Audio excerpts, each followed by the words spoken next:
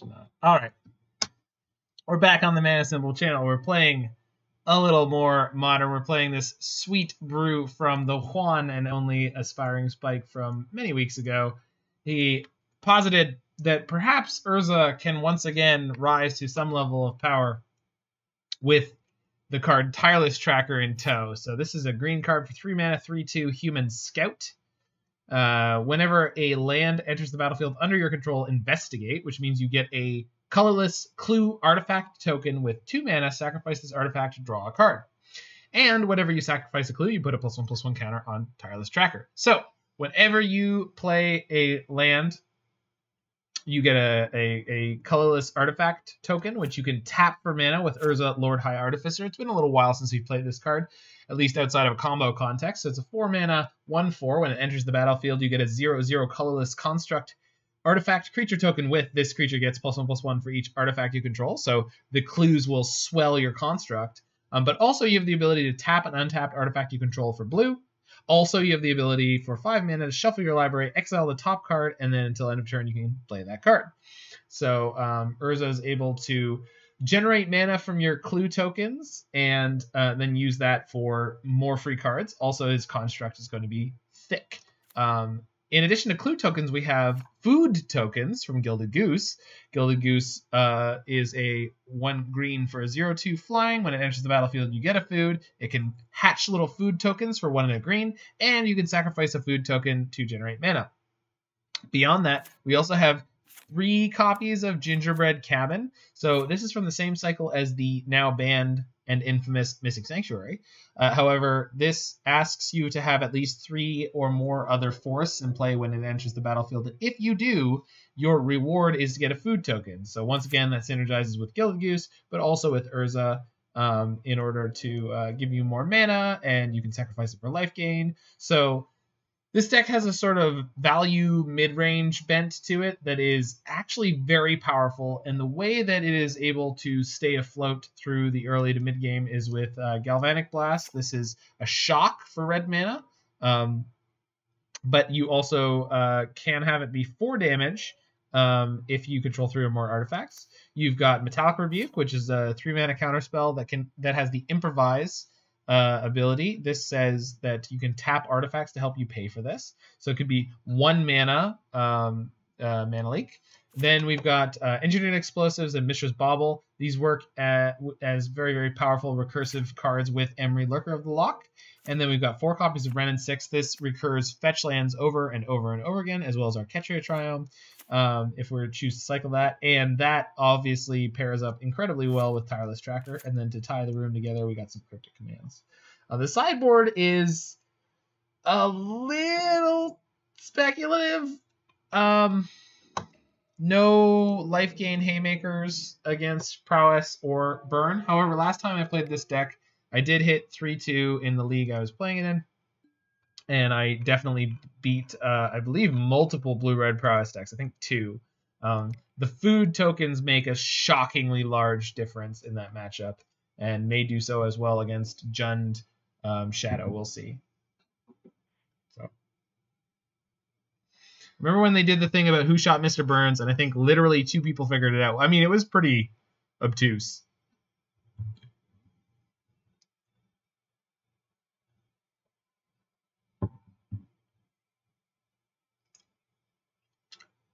I would say the words spoiler alert about saying who shot Mr. Burns, but I'm not spoiling that.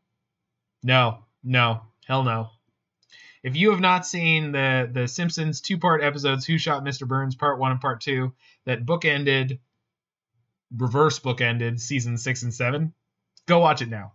Stop watching this YouTube video and wait, hold on. Continue watching this YouTube video, hit like and subscribe, then mute it, and then go watch Who Shot Mr. Burns Part 1 and Part 2. Shadow is definitely the hardest matchup for the deck. It's not surprising at all. I mean, Shadow is a brutal deck in the first place, so. This deck, mute the tab, not the stream. Yeah, do that. Because if you mute the stream, it counts against the viewership. YouTube and Twitch figured that stuff out. All right, so we're going to keep this semi-loose hand. We're on the play, so hopefully that part works out. If I use this Heath for red right now, then I have no other way to get to it. So we're going to play Goose and Bauble. Pass the turn. So no matter what they do, I can play this Emry on turn 2. And by no matter what they do, I'm assuming they're going to kill my Gilded Goose. But I have a food token, and that's blue mana. Okay. What? Don't deaf people leave the volume on, the last god? I have no idea.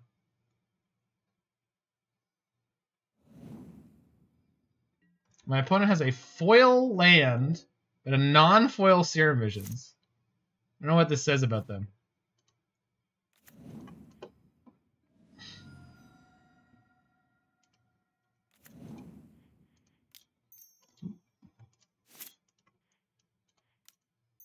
Bloop.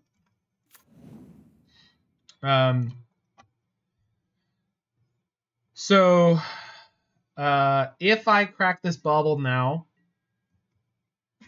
I could draw Galvanic Blast, which might be useful. No, it's Storm. Well, the Galvanic Blast will be useful, but probably not until next turn. Eep. I think this is likely to be a very tough game 1 as this hand has worked out. However, I get to replay this Bauble now, which will draw me a card on their upkeep, so hopefully that will be useful. My opponent's next card is Spirebluff Canal. Terrifying, terrifying. The only thing I'm really interested in drawing here... Oh, I could cast a Cryptic Command if I draw one, so either play the untapped land or the Shock. Let's play the untapped land just in case it comes down to a very close kill from them. And let's hope that we draw either Metallic Rebuke or Cryptic Command. Misty Rainforest, of course, also on the list of cards we could draw, though not in any way useful. Emry making Bauble loops before they were cool. Yo. Opponent does nothing. Okay, so I assume this means they have Gifts Ungiven in their hand that they're going to play at the end of my turn. We'll hatch an extra food. Urza is a draw. Okay. The problem with Urza is that deck plays Remand. Oh, well, they can no longer play a Remand, so we're going to play Urza. So that worked out great. Let's play Gingerbread Cabin, generate a food. Play Urza. So I have 3 foods in play, plus the Construct, so I can fire off this Bauble and still maybe draw a Cryptic. And they are drawing a Manamorphose. That is very, very scary with their Brawl in play. Thoroughly confused at this point, lol, says opponent. Opponent then says, just a Urza deck. You might want to unpack that word. Urza. Well, that's garbage. That is not a good draw.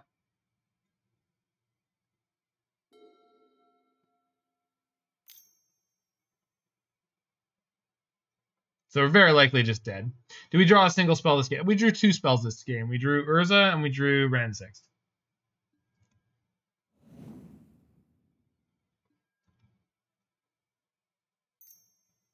I can spin? Yeah, technically.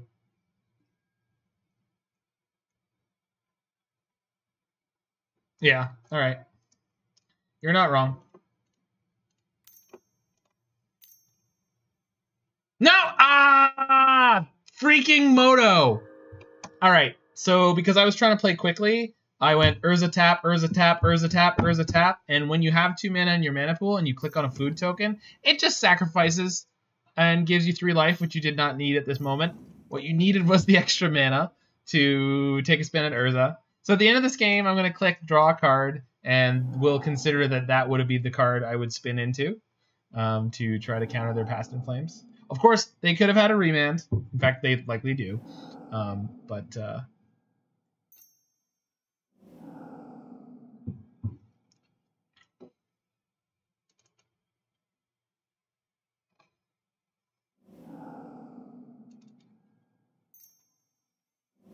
It's kind of brutal.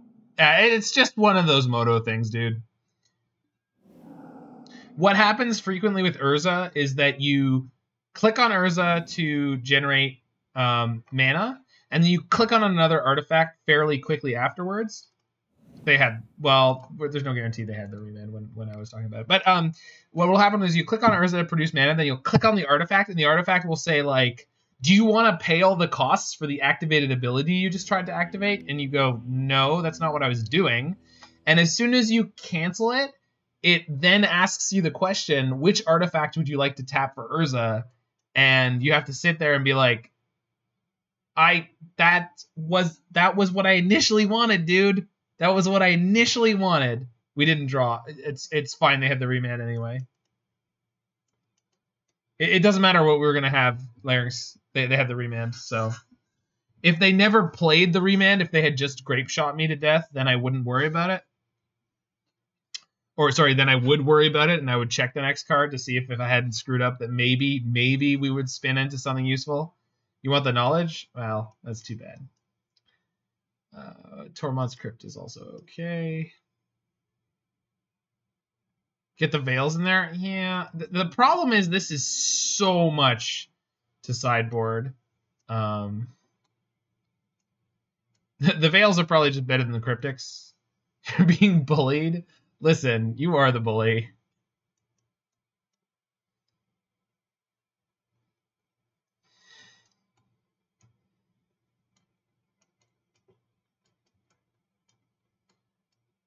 Does this look insane?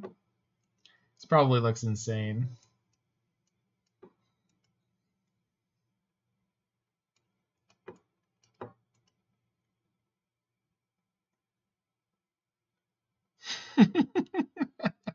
A freaking ruse.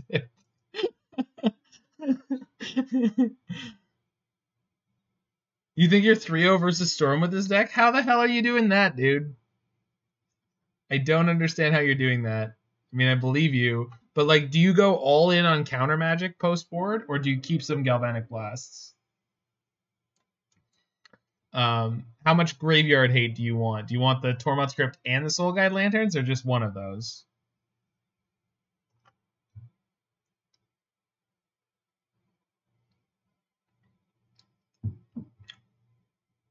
I could even see cutting some Urzas. Like, it's not... This is a very, I don't know, new, just overboard. Thanks. That's useful.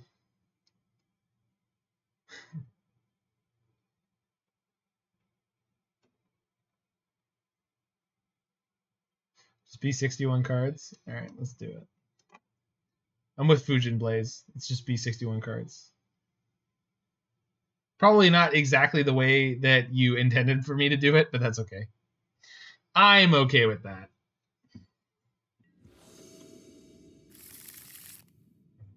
All right.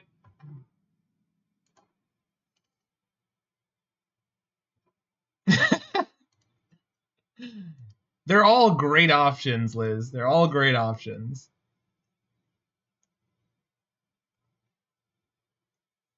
Mm-hmm.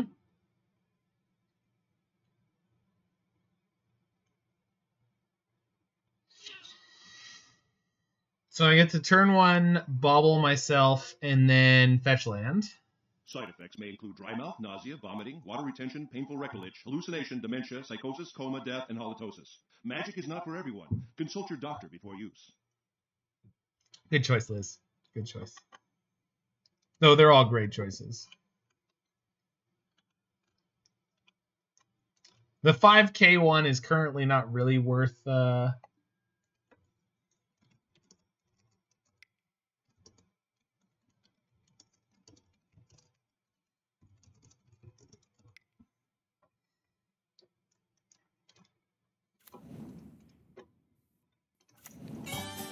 There you go. Urza. Don't need that right now.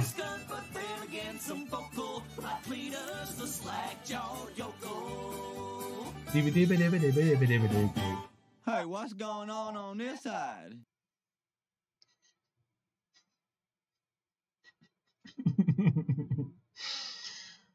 Oh, it's a good bit.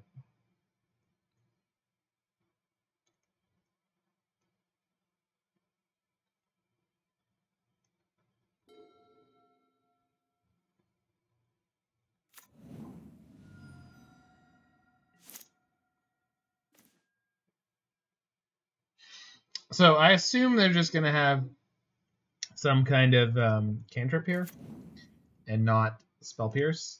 But we'll play Wrenn and Six this turn in case they do have something I'm not expecting, and then hopefully land the Stamping Sphere with Veil back up next turn, as Ryan the Dunksmith suggested. He's a good player. Hasn't been able to. I say hasn't been able to. Hasn't streamed since the end of the glory of Ad Nauseam, but hopefully will someday return. Well, I haven't seen you streaming. I'm sure you have, or maybe you haven't. I don't know. Without Ad Nauseam, I feel like you're lost, and that's okay because I'm still lost without Uro. I really am, which is probably not easy for people to hear, I guess. But they didn't have anything. Wild. I loved Uro and Astrolabe, but without Astrolabe, at least there was an Uro. Now there's nothing.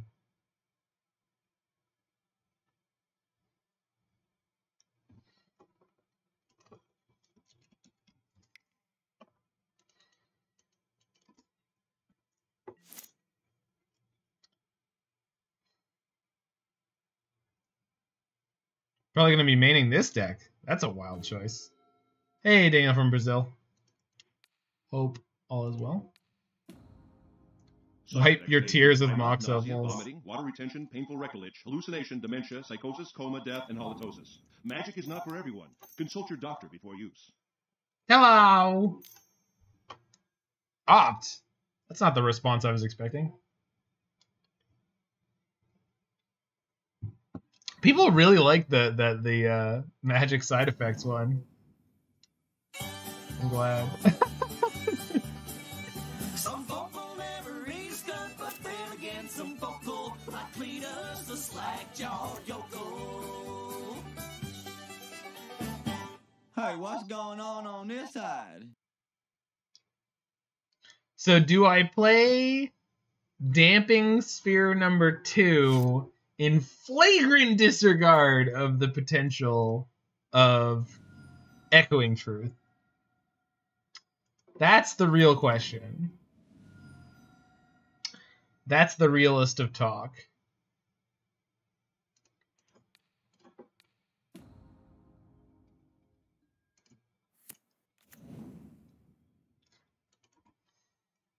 I guess as long as I leave up double green, that's fine, but I really don't feel like there's much incentive to do that, so I'm just going to hang out as is. Yeah, exactly. Like, I feel like the Veil... I feel like having more than one Veil is important. In case they have Echoing Truth plus Remand, though I guess... No, that doesn't make sense. Let's just play the... Oh, I can't do it because I played the Gilded Goose. It's fine. It's fine. It's all good. It's all good.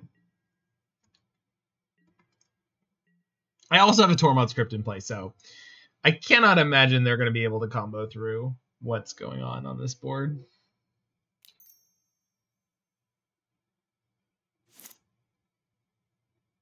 That's the plan. That's the plan, Donk. I want to cast the wet ball anyway. That's right. That's right. Never wanted that. Okay, that one though is not getting cast this turn for sure, but maybe next turn. So let's go get another cabin.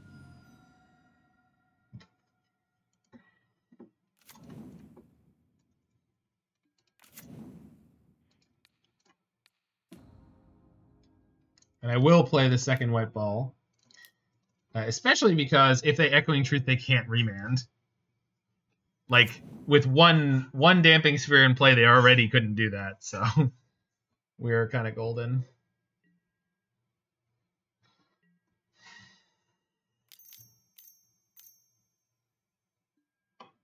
Oh, I'm so sorry, opponent. It cost me 3 mana? Yikes. Wait, but then... Yeah, they're I don't think they'll be able to combo through that. See ya!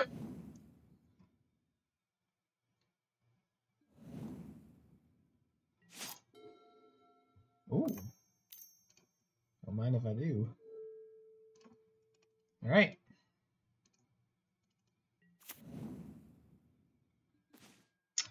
Alrighty then.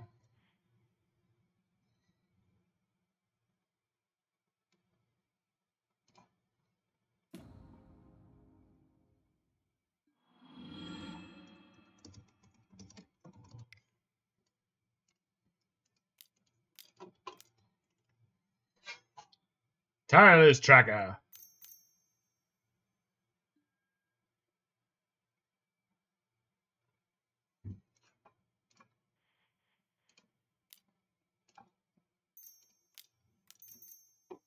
Veil of Summer.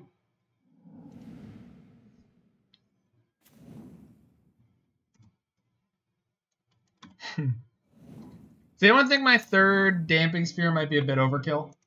Anyone? Just me then. Got it. Good. Good.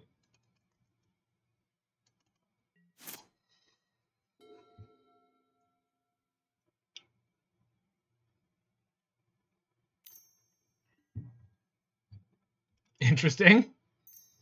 Manamorphose adds 2 mana, but adds a 2 mana tax to their next spell, so that doesn't work. I don't know what they're trying to play. Empty the Warrens for 2. You learned a morbid fact today. Yo, hook me up. I love some morbidity.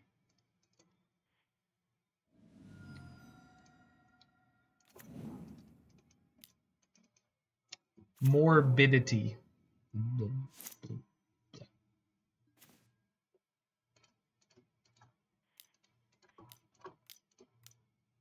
Hello.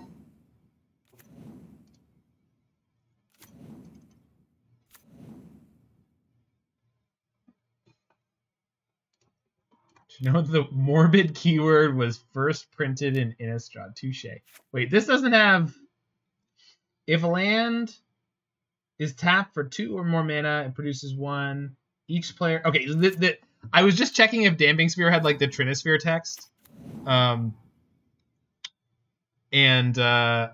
no more lands for retrace. No, I've got clue tokens. We'll be fine. We'll be fine. We'll be fine. Daniel from Brazil. We'll be fine. I've got 1,000,000 clue tokens. We'll be fine. Don't worry about it. I mean, what's the chance there's no land in my top, like, 15 cards?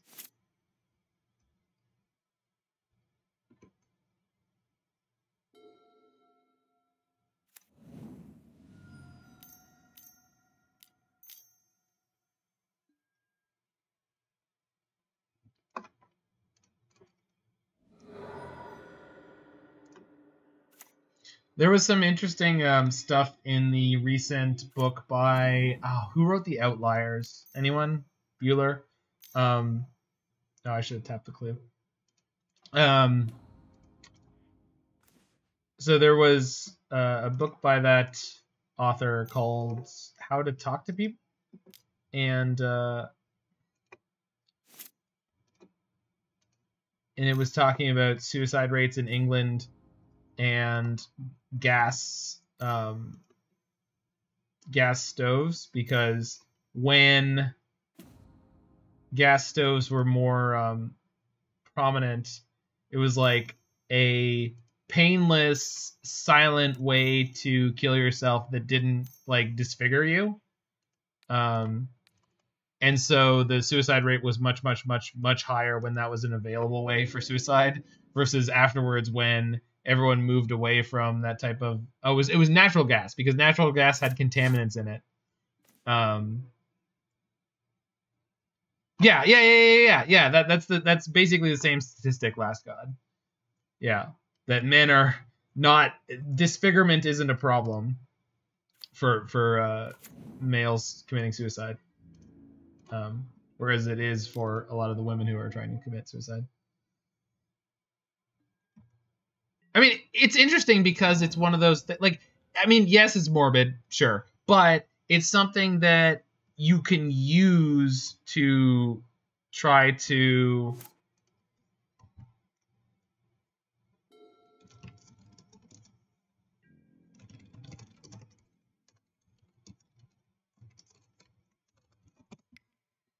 It's something you can use to help people.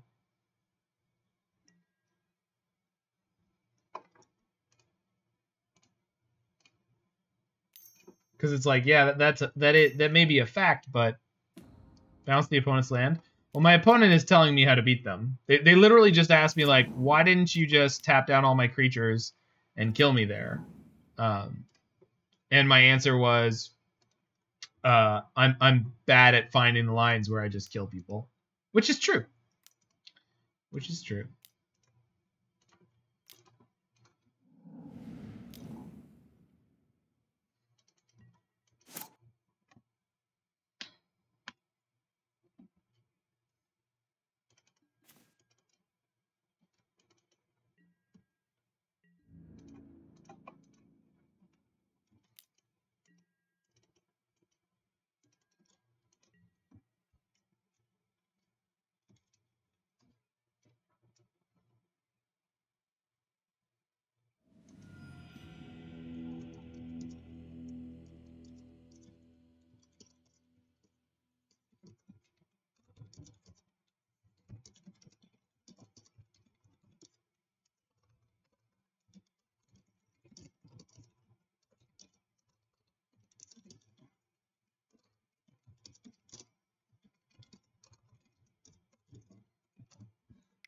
Conan told me they were playing Shatterstorm. I somehow don't believe them.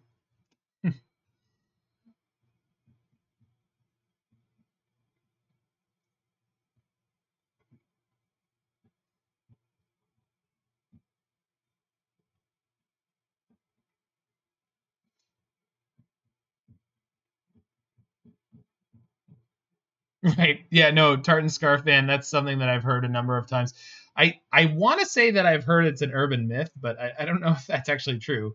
It may in fact be true, because it's certainly sacrilegious, which is where so many laws are based in so many different Western countries especially.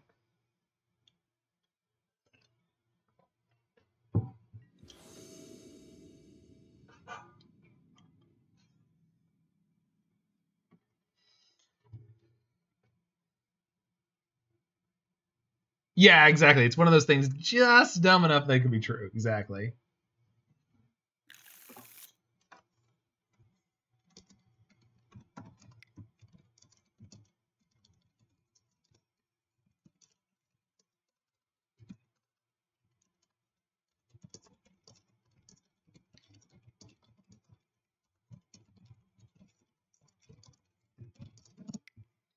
All right. We can keep this hand. It's not great, but at least it's got a Tormod script.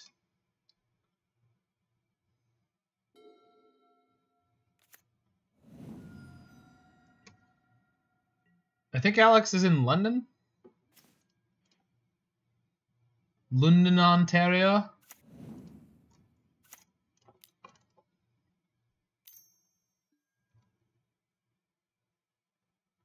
Yeah. Well, there was one that was on books for a long time about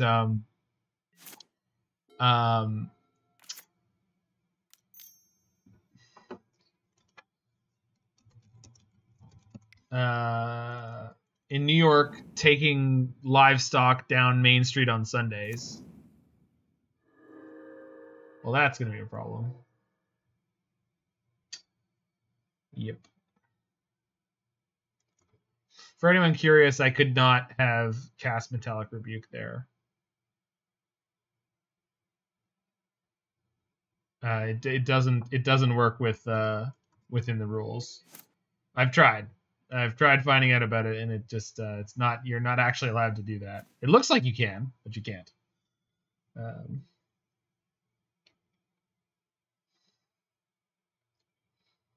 So my usual heuristic on a turn like this is that I will cast Emry. I think that's true here. Yeah.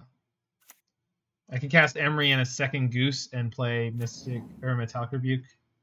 So most things that there can, yeah, Cryptic Bounce will be our way out. Damping Sphere also helps. Manamorphose, please. Perfect. We definitely stop them from doing anything else this turn.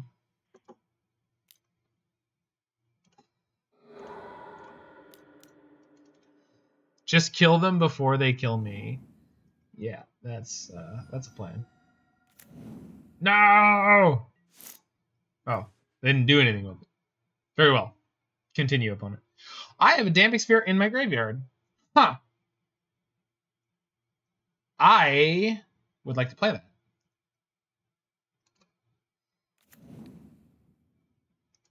And thus I shall.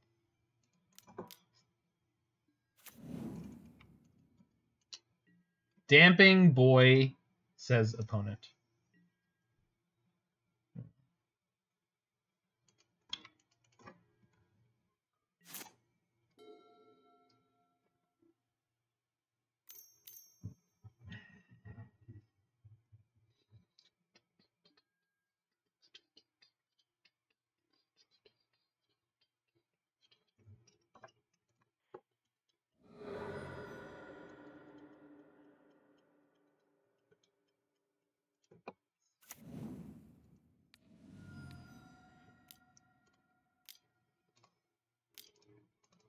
Yeah, the Gilded Goose food minigame could also be very important. We'll see. Mishra's Bauble as well. So sack food for red. Play the round 6. Pick up a land.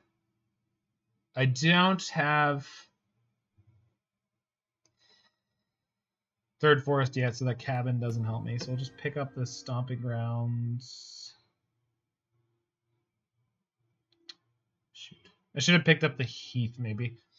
If I want to make a food this turn, I have to shock this, which is probably worth it in net life gain. Also, just having more artifacts is usually worth it. Then we'll play this Bauble, which costs me 1. Thank you, Damping Sphere. I really mean that, though. Thank you, Damping Sphere. Like, Damping Sphere is doing Urza's work here. Steam Vents on top. That's a good-ish sign. So we're going to be alive for a couple more turns, at least. So we just need to draw the hotness. Shot. Okay. Gifts. I'm sorry, what? You played what now? The what now? Interesting. Okay. Resolves. That card is incredibly slow.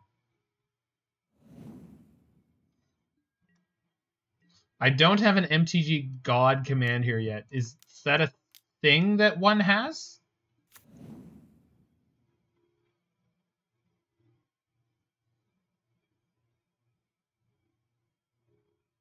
They shot my Wrenn and Six instead of me.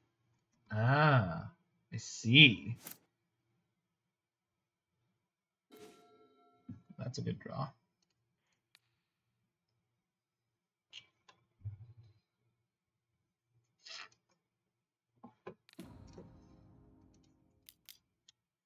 Do do do do do do do do do do do do.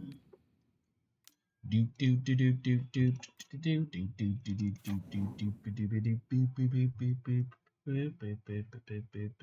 do do.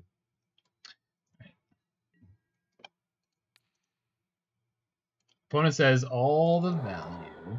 I quite agree. Value is best. Ryan, what is best in life? To make the food tokens, to generate clues from land drops, and to see a storm opponent crushed before you is a construct. Oh, shenanigans! Well, that's bad.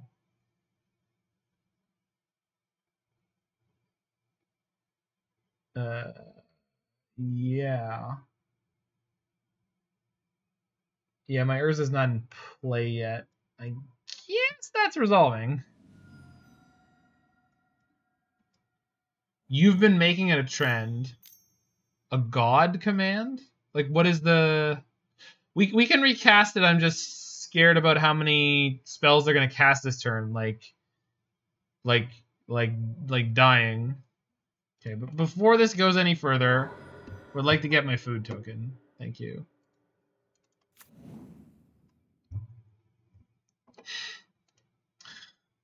I was elected to lead, not to read. Not enough to kill me? I don't know if you know Storm well enough there, Mike. What do they need? 3 more spells? And they have 3 cards in hand? Okay. So they have more than enough mana to kill me here. So... Okay, Manamorphose. Yeah. Plus, what, 6 damage? How does this work? Put a verse counter, then deal the damage. So this, okay, so I'm at 5. Okay. I can gain 3 life.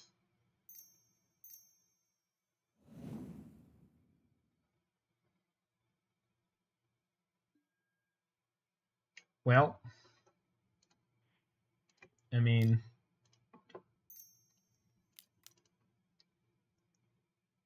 Excuse me? Oh, there we go. Okay. Brap. Life is sadness and goblins. I'm at 1. Rude.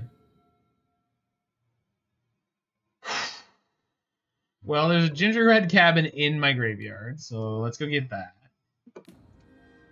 Trigger. We are playing the Urza. Trigger.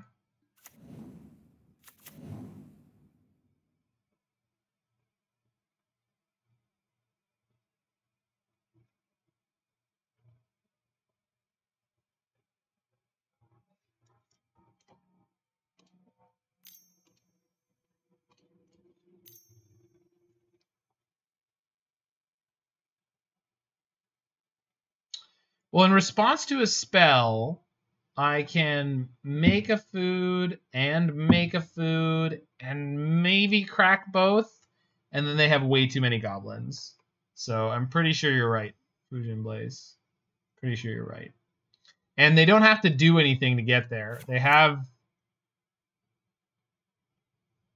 already drew the shenanigans. It's in their hand. Yeah, I was just looking. So they already drew the shenanigans, so that's what I have to deal with.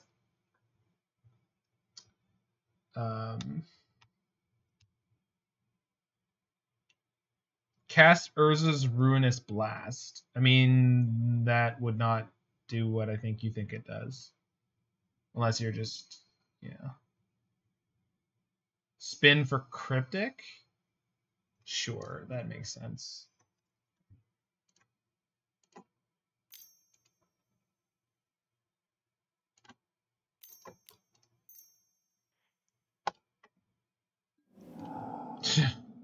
Veil of Summer.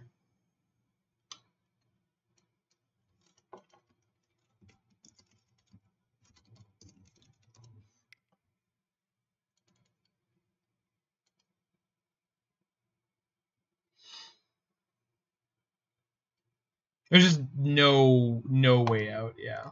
All right, that was tough, but I mean, they had turn 2 Aria. I mean, that's just not manageable. We were this close. Play Wet Ball. It doesn't matter. They have too much.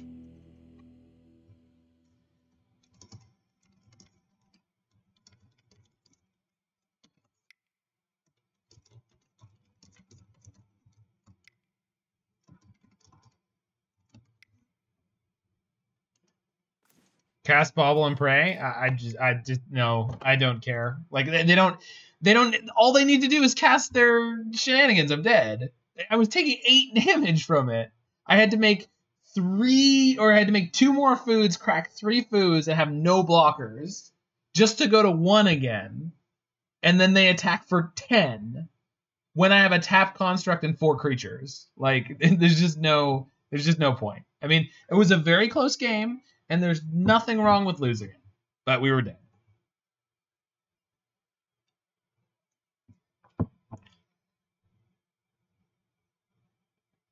Right, but if I get the Cryptic, what do I do with it? What is your pitch for what I do with the Cryptic that I draw during their upkeep?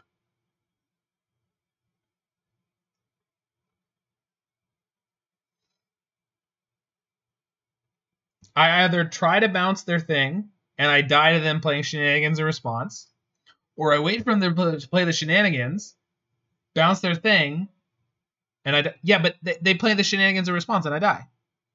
Oh, hello, Ellafred. I think you came in here one time when Mord was here earlier. Not earlier, multiple days ago. But the point is, Ryan, it doesn't matter because the trigger kills me. And if I'm casting Cryptic, I don't have enough mana to do all the food nonsense that I had to do just to survive that trigger. So I couldn't draw the Cryptic, play the Cryptic, and also crack enough foods to survive a single trigger from the Aria with like 6 counters, 7 counters on it. Shenanigans is a sorcery? Oh. That is something I was never aware of. Huh. Good to know. I guess I was so used to Dredge playing it on Grafdigger's Cages, and they would always play it by milling their deck and then just picking it up and playing it, and there was no reason that they would ever play it as an instant.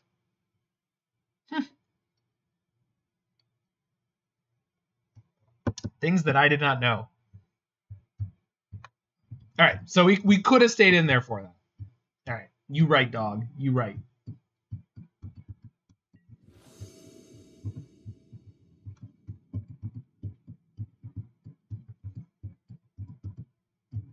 No, I knew I drew on upkeep. I was just expecting them to be able to shenanigans a response. Like I literally said. Yeah, I got donked on, which is not abnormal. We're against the Sneaky Pete. Is this hand good? No. Am I gonna keep it? Yeah. Actually, it's better than I think it is.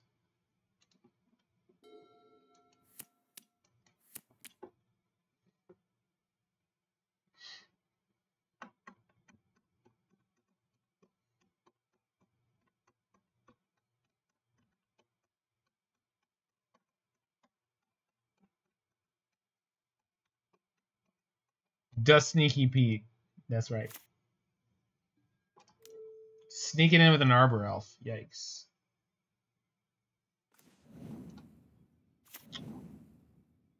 So it's either play fetch land and don't crack it or play Goose.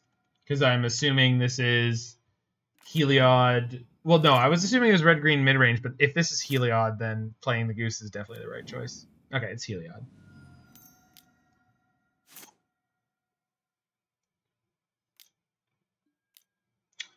Captain. That is not what I wanted to see.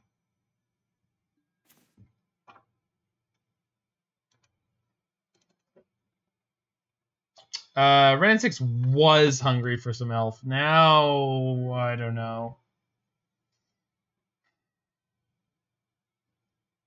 Yeah.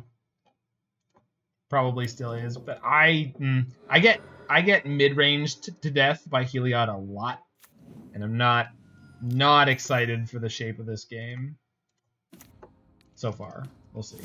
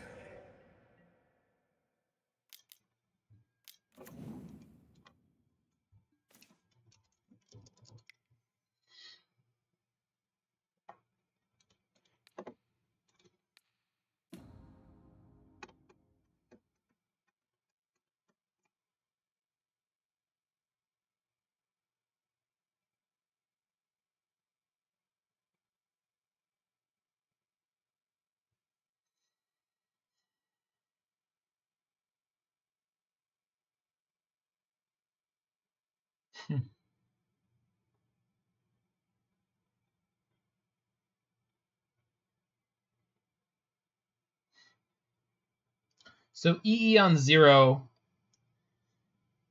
means that I can beat Heliod combo, at least in most situations that could come up soon. But I do need to leave 2 mana open for it in most turns. And if I... Oh, they could actually Heliod combo right now. Yeah. So I have to leave my mana open. Yeah. This is just going to suck. Like, they're just going to be able to pin me down here in a way that I'm not... I'm going to be very much constrained by having to be able to stop their combo all the time.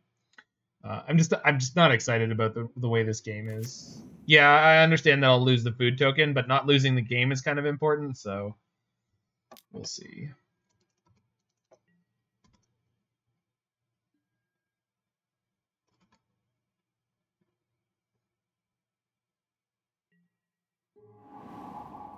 Okay, yeah, not surprising they just don't do anything. Are we gonna deicide that god? Not with this deck list, no. Oh no! Holy crap! Oof. Mm-hmm. No, that seems fair and reasonable.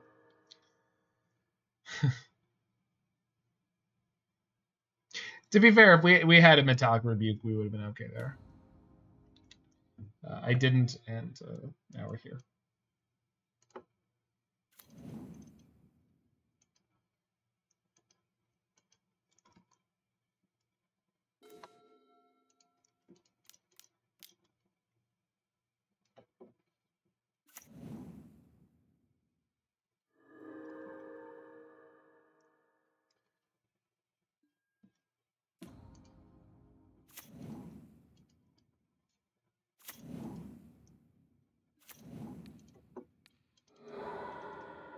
Bauble on top. I do not want to draw that. It's going to be the cabin.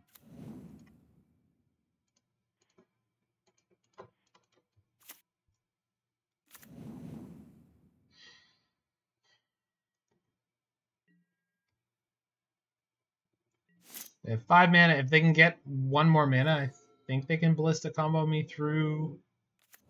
Yeah, I think I'm just dead. They can't shove, so they have to let me respond first, but this board state they put together is just like I'm almost dead already. I can't really sack either of these creatures at this point, so yeah. Then all they have to do is put Walking Ballista into play but not activate it, and we're toast.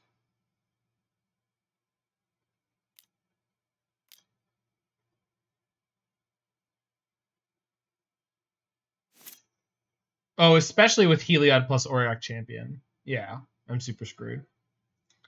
But I mean, they just had the kind of nut draw. I mean, even though I killed their Arbor Elf on turn 2, like, I mean, Urza, we're already out of this game. If they play it correctly, I'm already dead. I think. No, I am. If they play this correctly, I'm already dead. They tapped the Pendelhaven. Oh, they're just playing it at 2.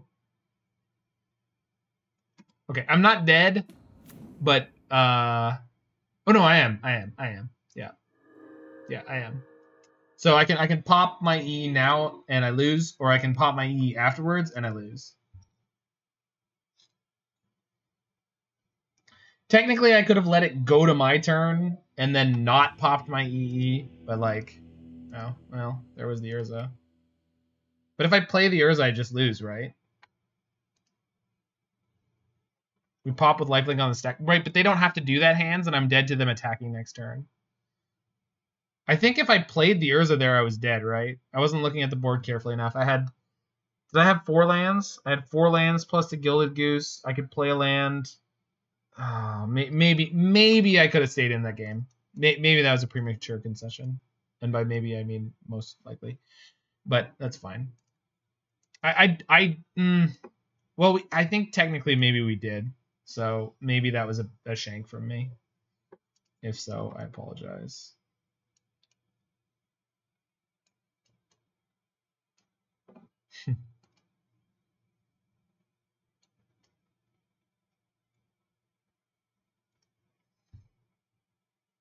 Yeah, I got the needles.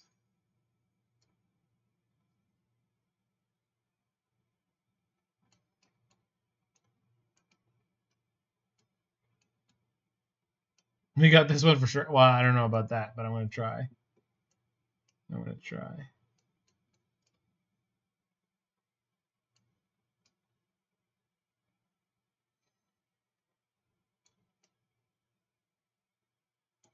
I mean, they just had a crazy draw and they were on the play, right? I mean,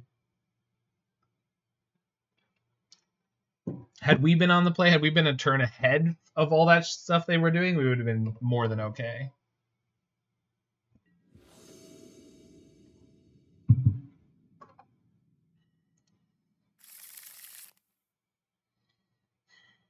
Okay. They will never, ever, ever, ever, ever have removal for my Goose on one, right? They're definitely not going to go land. What is the name of the card? Thin Ice. They mulled a 5 very quickly.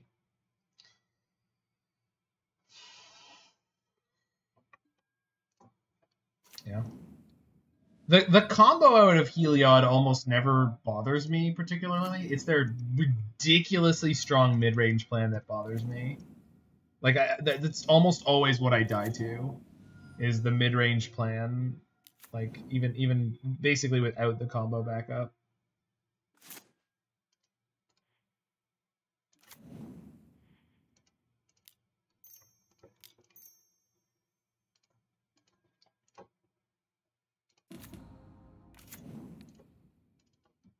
Top card of my library is Mox Amber. Not super interested in that right now.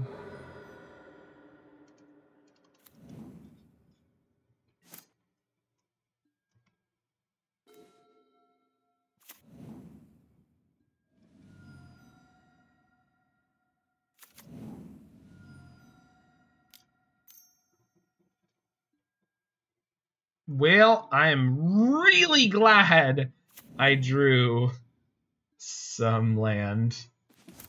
Whew. That would have been a tilt and a half. I was not prepared for Skyclave. Hello.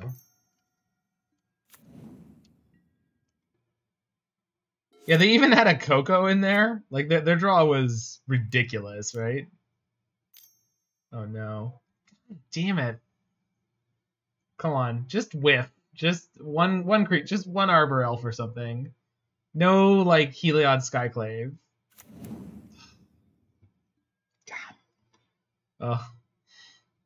It's like playing like against Bloodbraid Elf. It's just anytime I play it, it's really not spectacular, and then this is what I have to deal with. And of course they're confident enough. They're like, I don't need this Skyclave. I can just throw it away. It's just free damage. It's free real estate. There's a pool in the back. All right, Gingerbread Cabin trigger. Good. Get Urza in here. Urza, they went and got Ballista, right? Because they never ever get anything else.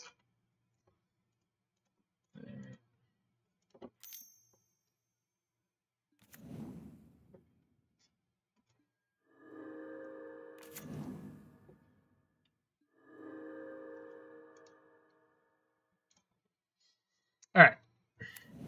We're in maybe, possibly, sort of okay shape. Maybe. Possibly. Pass the turn.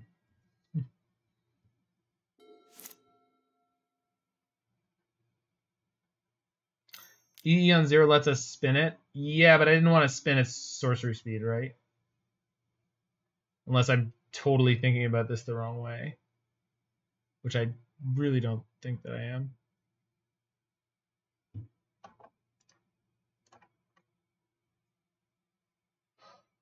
I boarded out 1 Cryptic, but I also boarded out 2 Rebukes, so I'm not doing anything about this right now, unfortunately. They can't make any of their creatures big enough of a 1 life gain trigger to be relevant right now because my construct's a 5/5, so that's good. I didn't make their Heliod pretty big, but it's fine.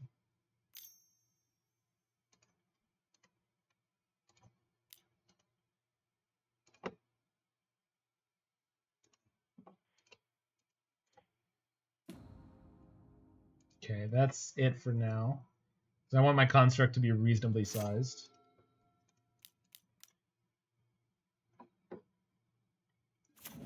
You like triggers, opponent? So do I. So do I. Trigger. Trigger. Trigger. So many triggers. Whee! Alright.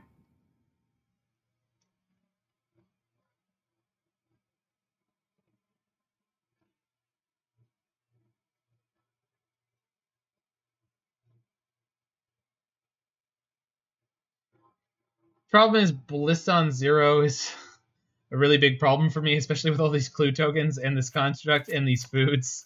Like, I really need more time.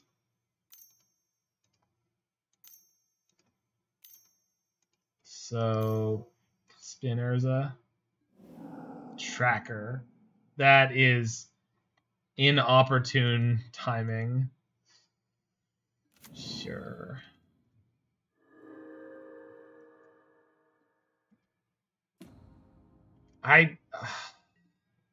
They have Ranger Captain, right? Like, an idiot that I am, I boarded out any number of cryptics, which means my chance of spinning into one is infinitesimally low. They didn't pop the Ranger Captain, which I guess means they don't know what they're up to here, but I think they should just play Ballista X1. When it comes into play, there's a trigger that's going to put a second counter on it. I guess all I have to do is pop EE in response to their giving it lifelink, technically. But that, I mean, this pins me down, and then as soon as they untap, I am dead. Like, dead. Like, so, because they can just give it lifelink twice.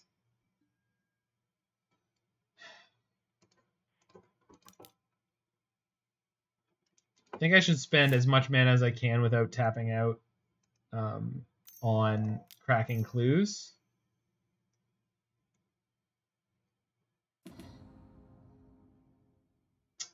Yeah. Right, and I didn't do that because I was expecting to get Ranger Captained. I should have done that with the Ballista on the stack. Alright, live and learn.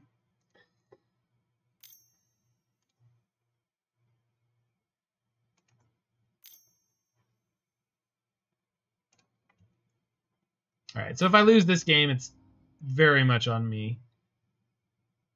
Okay, that's the best I can do for now.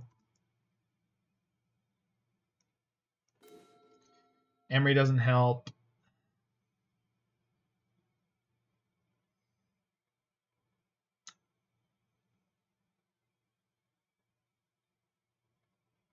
Wrenn and Six into Fetchland we go up a bunch of mana, which is hilarious. Because of 3 Tireless Trackers.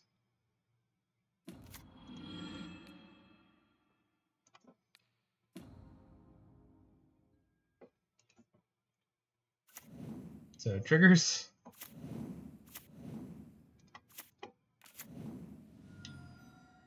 Wrenn minus on Ballista would have let me safely EE it. Yeah, if I was thinking smart, yes, it would have. But I didn't. So, fun. I went this way, and maybe it'll work. So,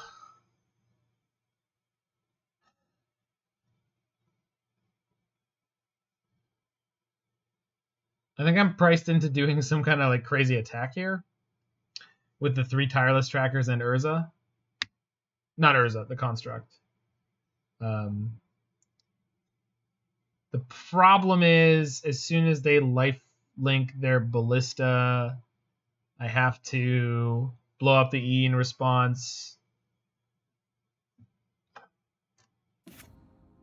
And that is not sacrificing a clue, so maybe we just start sacking clues here. See what we get. I'm looking to hit one of my 4 what is the name of the card? Tap their team. Yeah, Galvanic Blast is what I'm looking for. Or Pithing Needle.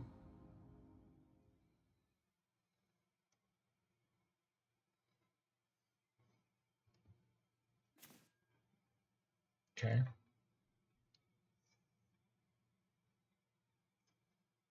Okay, if I Cryptic tap their team, I can attack for lethal, then they will try to Walking Ballistic combo me, then I can EE after sacking as many clues as possible. I think we just win the game this way. In fact, I'm sure of it.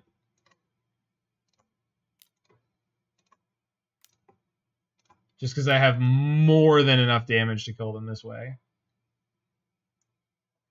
8 + 7 + 7 at the moment is already lethal. Yeah, we'll see. But I'm pretty sure this is just game. Got him. Yeah. That's why you love this deck? It's better than I thought.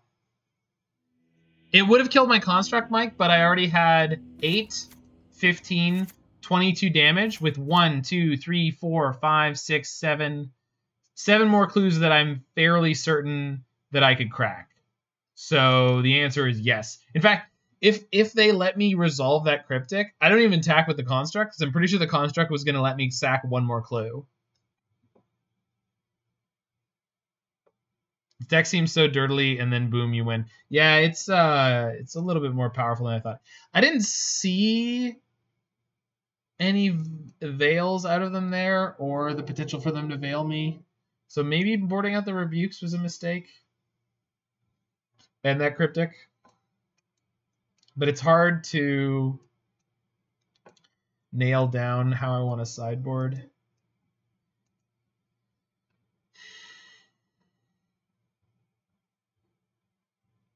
Like, I feel like one of Wrenn and Six or Tracker or Urza are okay to take out here, but that's probably crazy. And I want to take out Goose. Like, it's tough. Trim a Wrenn. Yeah, that was what I was thinking. Like, 1 Wrenn and 1... Urza and Tracker are just so freaking powerful, especially together. I guess Emry's a little slow.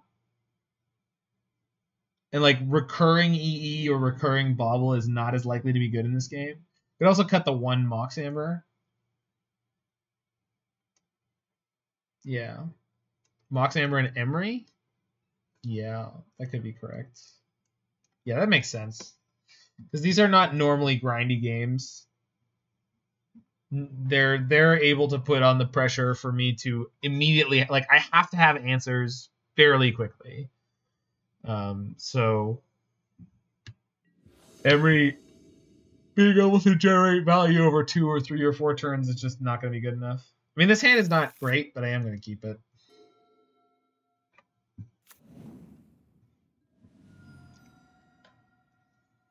This hand has a lot of potential. Secretly a C- in this deck? I don't believe you. I love Emry. I won't have slander leveled at my girl.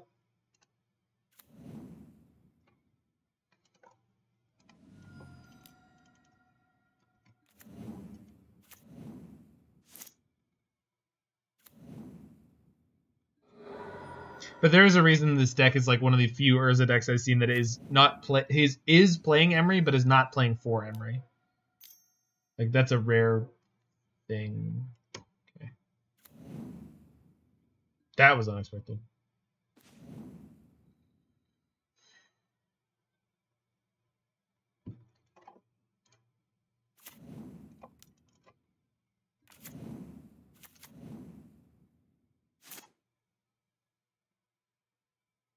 Don't collect the company into the nuts, please. Okay, that's fine.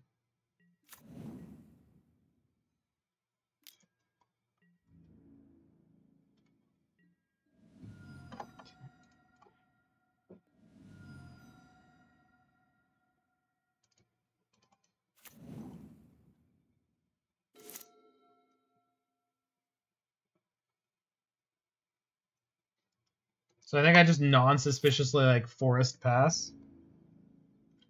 I didn't shock. I'm not threatening a fetch. Doesn't really look like I have any particular action here, but Cryptic Command is what I'm all about. Please tap out. Please tap out. Please tap out. Bless. Do I go counter bounce?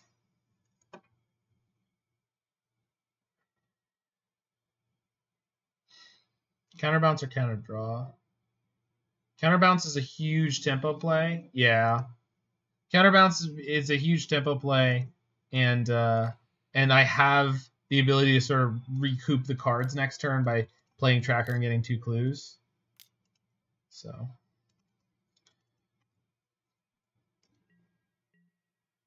bounce draw EE on 3. I don't think EE on 3 maybe does exactly what you think it does.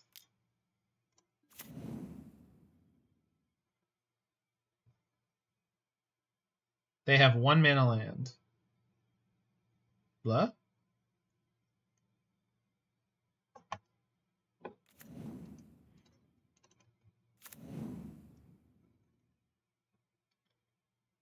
mean, I saw the fact that... Yeah. I saw the fact that I could play E on 1, pop it. The thing is, if they just draw a land, that suddenly was a very poor play. And it kills my goose.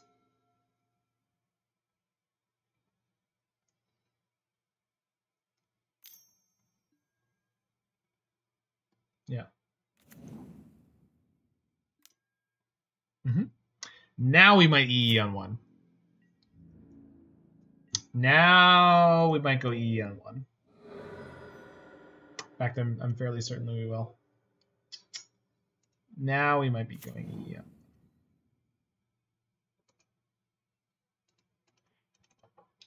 Boink, boink. Urza off the top, please. 1 time. All right. Infinite engineer explosives, you say? Deal.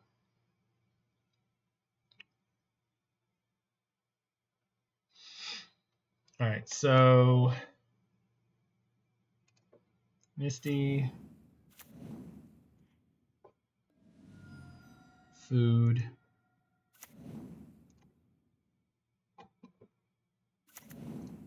E on 1.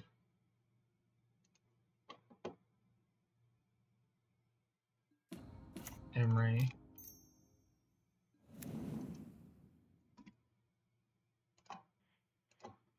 Crack of food, Cryptic Cabin, and do Metallica's Kill 'Em All. And then I like having the Tracker back, so let's just stay back. The next turn we can EE on 2 to get rid of this Mentor. Oh my god. Opponent, you don't need to make it that easy. You do not need to make it this easy. Please, for the love of God. Triggers.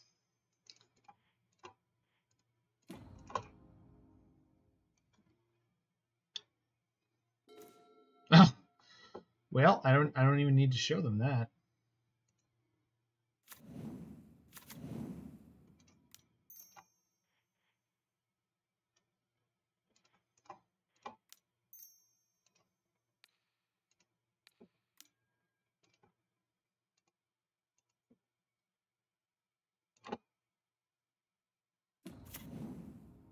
Yep.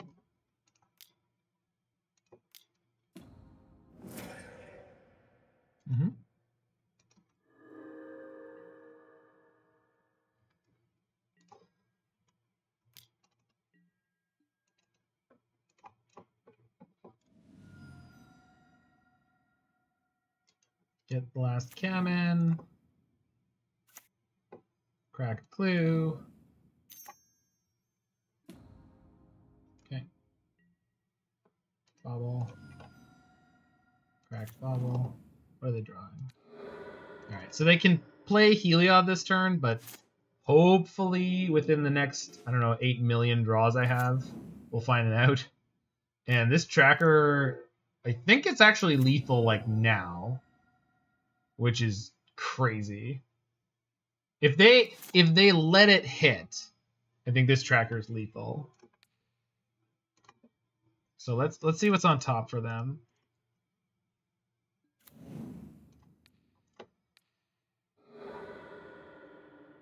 Wait, I could have EE'd on... Oh, I still can EE on 3. If I EE on 3,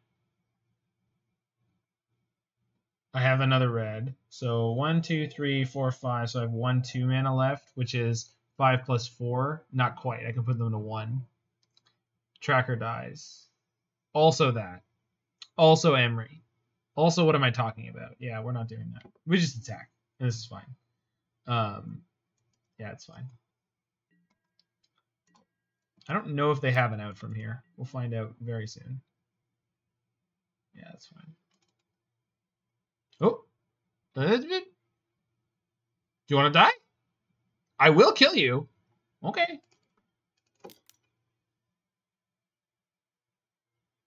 I don't think they've seen a Galvanic Blast yet. All right, take 6.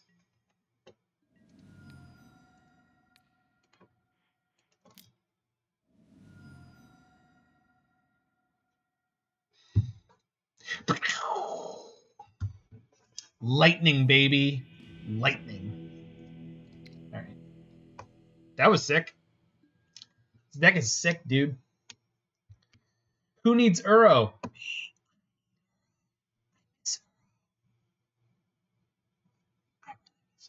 Affinity back in action. Metalcraft. Let's not exaggerate.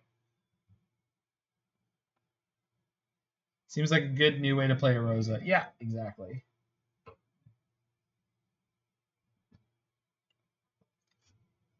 I'm in favor of any way to play main deck Tireless Tracker. And I love Urza. And I love Wrenn and Six. So basically, affinity adjacent. Yeah, it's definitely affinity adjacent.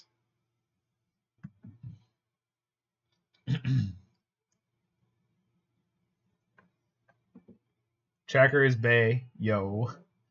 It's just so fair. What about Cheeto Fingers? Cheeto Fingers are awful.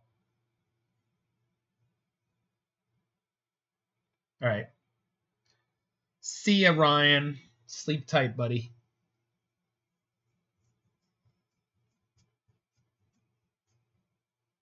Sorry, do people call Omnath Cheeto Fingers? I mean, I do. There's a deck that I've kept from playing it before, which is 80-card Omnath Blade, and this has all of the above. So it's got 3 Omnaths, 3 Tireless Tracker, 4 Wrenn and Six. He's only got Cheeto Fingers on like one hand, I guess. I mean, if you want to say like one of his 4 hands, like 25% Cheeto Fingers is enough to earn the nickname Cheeto Fingers, then I guess. I enjoy calling Omnath the Jelly Bean, but that is pretty vague.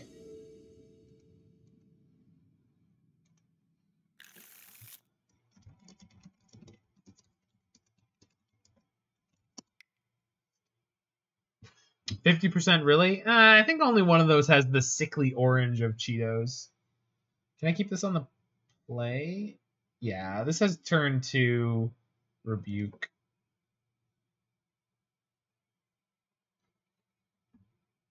Do I spook my opponent with turn 1 fetch Chromatic Star?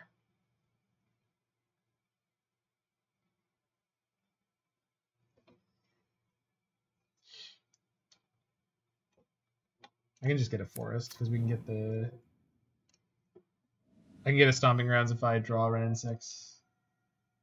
So just do this plus this. In the dark, this is the move, and we'll see what we're up against. I'm not sacking the Bauble because there's a good chance next turn I just have 1 untapped mana. Yund.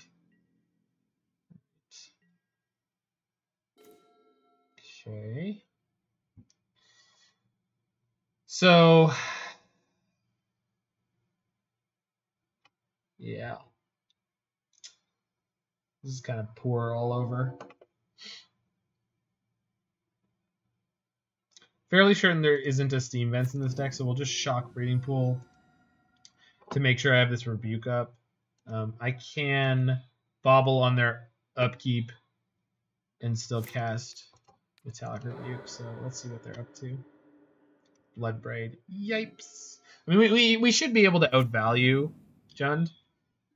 No Wrenn and Six is terrific for us. For Team Urza. Looking for another land here. Neither of those things were another land here. That is not the best. I cannot play this Emry and have Rebuke up, which really sucks. Playing Emry here as like a lightning rod for removal feels really bad. But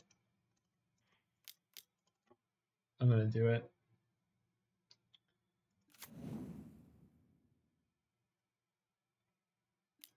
Yep. In theory, that preserves one of our future Tireless Trackers, but we'll see if that matters. If they have a discard spell here, then I only lose one tracker. They might have Liliana. That would also only remove one tracker. So, actual lightning rod, exactly. Flavor Judge, can I get a ruling? I referred to my creature as a lightning rod, and it was lightning bolted. Do I get points for that? I believe the answer is yes. Really? Okay, that's very strange. I'm getting Ketria Triome here.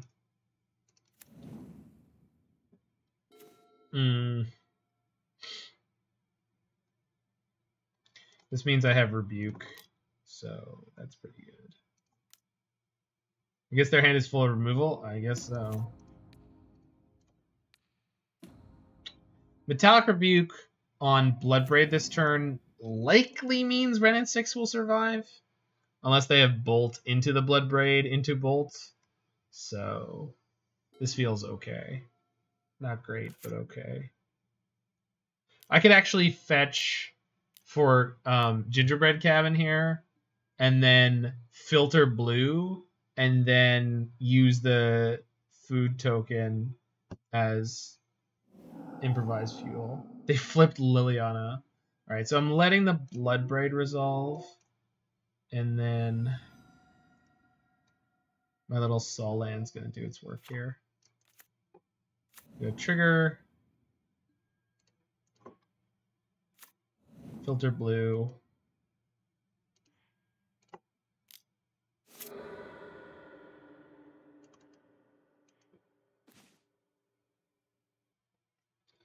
I rebuke you, Liliana of the Veil. I rebuke you. Begone! Foul she-demon.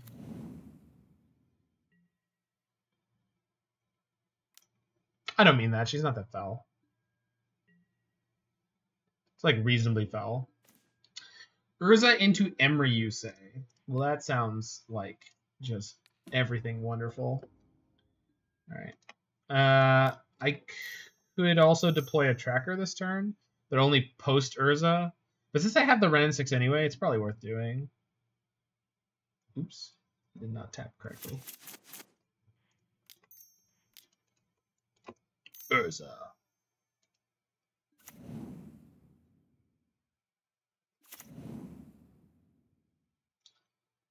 So I can play Emry for 1. And then I can play the tracker and get 0 clues this turn, but that's probably more than okay. Yeah. Yeah. All right.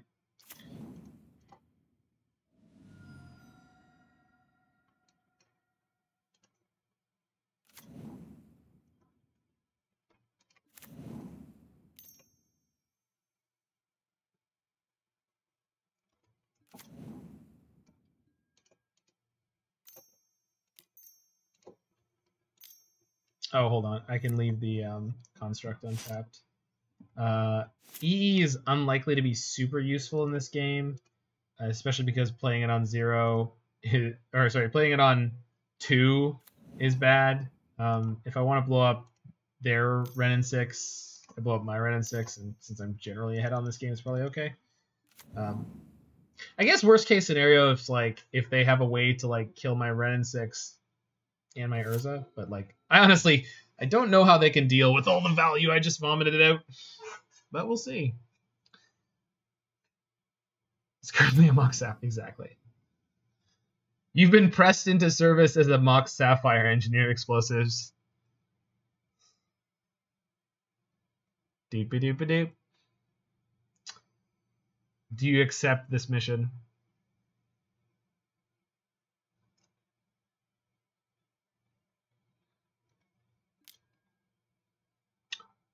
There. All right. That's a good first move. Good opening salvo. They have a Bloodbraid Elf off of that.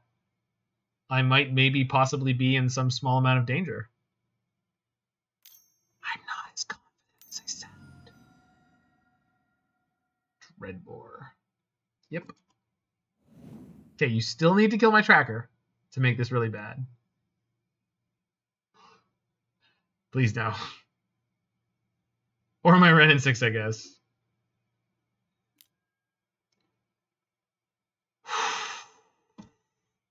Uh-huh. Oh my god, what? I guess I block with Emry. Wrenn and Six plus Tracker is guaranteed value, but like, shit. That was impressive. That was pretty good, though. I will take that draw. Okay. Trigger. I need another blue.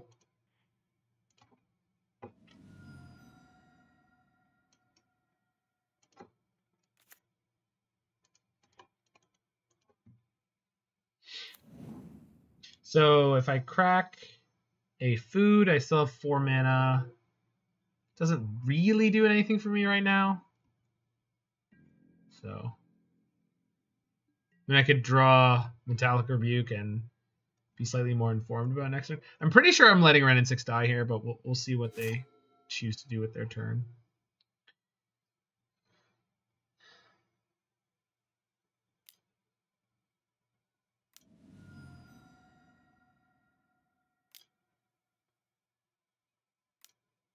Yeek. Season Pyromancer.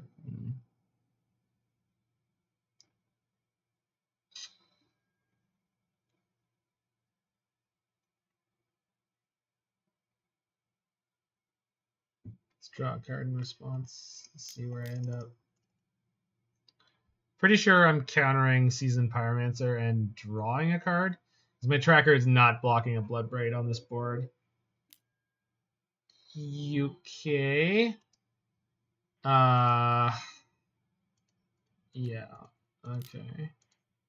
Can't afford to lose the tracker here. Jeez. What a draw. Alright, that's fine, because this means if they go after my Wrenn and Six, not lose much. They drew 1 card off the tracker, or the Pyromancer. They discarded 1, drew another. Play Foothills, attacking down Wrenn and Six, that's fine. You may have my Wrenn and Six. Interesting.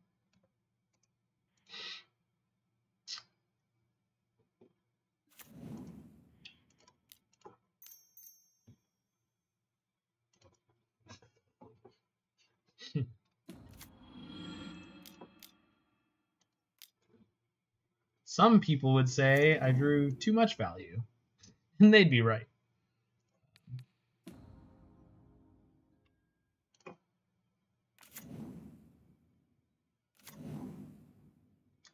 And the biggest problem is about to be Inquisition on top. That's fine. It's not too much until your deck hits 0, I guess. So they're drawing Inquisition. It doesn't help them. We'll see where they end up after this. At the moment, oh shoot, maybe it will help them.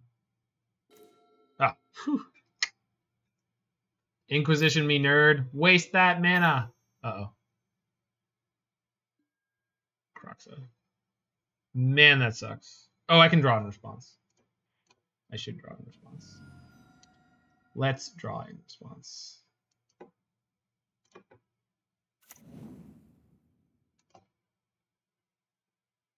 They drew it. The Inquisition's the last card in their hand, so they can't attack with Raging Ravine now. So draw a non-land, draw a non-land, draw a non-land, draw a non-land.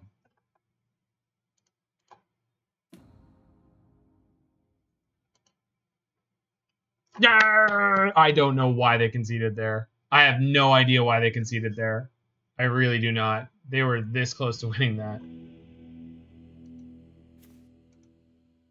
Yeah, could they not escape their Croxa that turn? They could have, right? Like, wow. Okay, that's fine. I have aggressively conceded some games today, and tit for tat, I guess. Probably want Soul Guide Lantern here. Not too much grave hate. Yeah, we take those. Hey, Blitz, how you doing?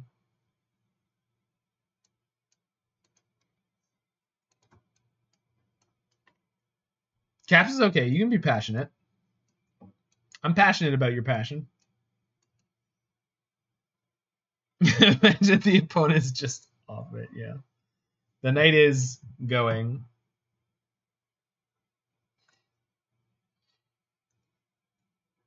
That sounds like the words of someone who's at a party where like everyone's having a good time or a great time and you're not really sure which. Like how bad the cleanup's going to be.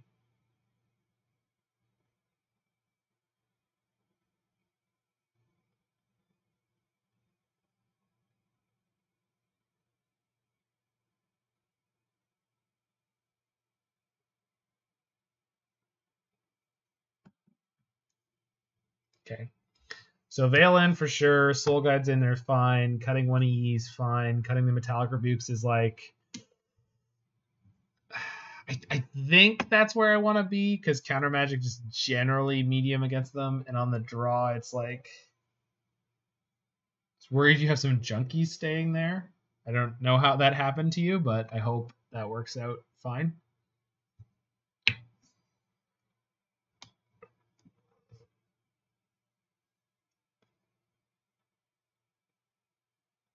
Is Galvanic Blast better than Metallic Rebuke here? Maybe I can split them 50-50. It's also like Veil is sometimes a bad card too against Jund, like when they have the all red draws. Maybe we'll just do it that way. All right. It's very difficult to make sure you split up everything correctly. How was the earlier league? Fine. I didn't do any afternoon streaming today. I really let myself get off of it, which was good. Like I could have, but I decided not to. I was not in good mental shape to do that. Uh-oh. Yep.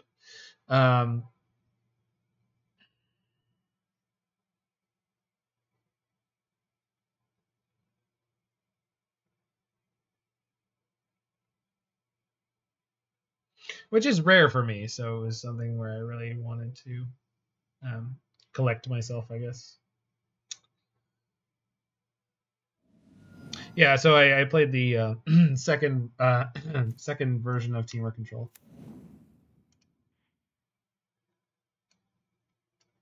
I did enjoy people clowning on Nazart, although like not as much as other people did. I even when someone's in a position like that, I still have some level of empathy for them. Like, you know, would that I. But by the grace of God, there go I, or whatever. You know, walk a mile in their shoes, or walk whatever in their shoes. You know. But I also appreciate the opinion of people who are like, screw that guy, because you know, kind of deserves it. Yeah, I agree. I mean, it's really hard to. So I could deploy Emry here, but I feel like they're just hurting to play whatever they're waiting to play there. And so denying them that opportunity, they're going to... Ooh. Well, that's not good for you, opponent. That's not good for you at all. So their hand is all removal. Damnation on top. Well, that was really good to find out about before it happened to me. Yes, it was. Yes, it was. Unfortunately, it's not worth playing Engineered Explosives on any number that I can cast while casting an Emry. I'm pretty sure I just go Shock, cast Emry here. If they use... I guess I'm maybe incentivizing them to fetch, which means they won't draw that Damnation. So, I hope not. I hope they want to keep all the lands in their deck so that they can have a higher likelihood of drawing them. No. Okay, so they're not drawing this Damnation, but it is good to know that it's in their deck. Yeah, Fatal Push. Yeah, there it is. Not surprised.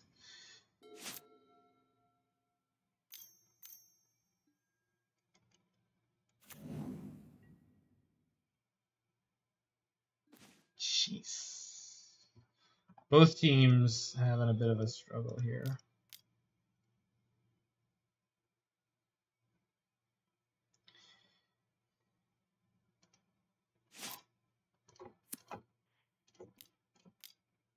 Okay. I'm taking this weirdly risky line. I'm not sure why. I just feel like playing EE on 2 here with no land is just so weak. Oh my god, I turned the Goyf into a 6/7. Oh my god, they drew a land. They're going to have KCOM. Yeah. I mean, they were going to draw the land anyway, so they could have shattered my E. Okay, that's not as bad, but it's also really, really bad. Fuck. Oh, man. Oof.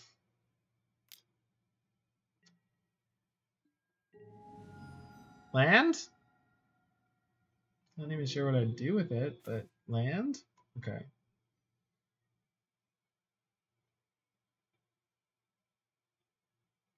Jeez. I'm going to 4 this turn, but that's what we're doing. Oh, no, sorry, 3. Oh, great. I'm going to 1 Lightning Bolt. All right. We get the Gingerbread Cabin. We play Urza, and we play the EE. And the reason I'm playing the EE is because that will give me enough artifacts to cast the Metallic Rebuke.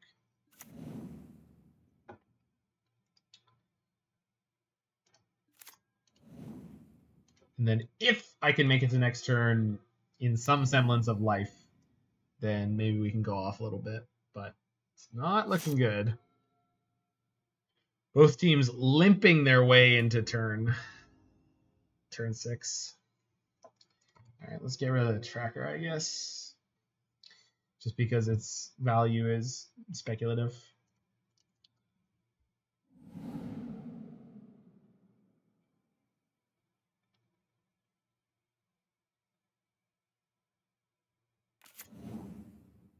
No, no, not Bloodbraid. Actually, Bloodbraid's not a big deal here, because I can counter the spell that comes off of it, and they can't really attack with it. Alright. Maybe it's okay. Although, what they flip is going to make the next turn worse. But at this moment, I don't get to think about the next turn. They flipped a Fatal Push. Rude. And they did sack and fetch land. So.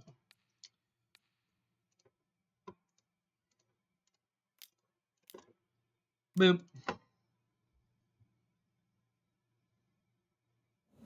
But the fact that they're not going to attack with the Bloodbraid means I don't get to kill their Liliana, which could be bad.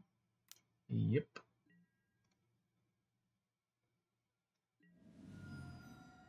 So I'm at 3 against the Lightning Bolt deck. That's fun. Oh, now I can attack down Liliana, which is good.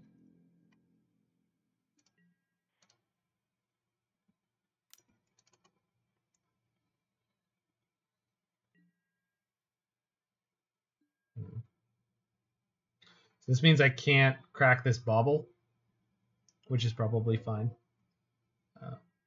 We'll pass the turn because I can bounce the Goyf in response to a Liliana activation, which might be really good for me. We shall see. I still have enough mana to crack the food after that, so goes straight to combat. I am going to concede to the fact that if they have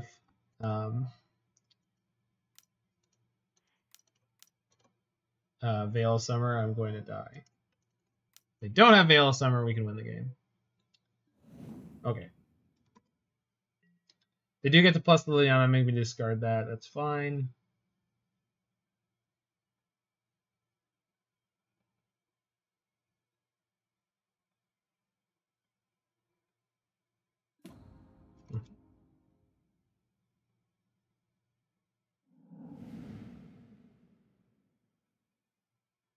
They discard Raging Ravine.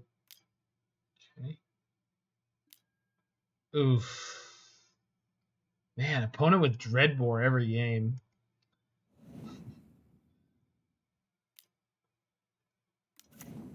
Do not draw Cryptic. That's also bad. What's on top of my deck? Gilded Goose. Must shuffle that way. Wait, their Liliana's on 3 though? So if I... Well, drawing it wasn't going to help me anyway. So I can go to 2 again if they edict me. See what we draw. Yipes. Yep.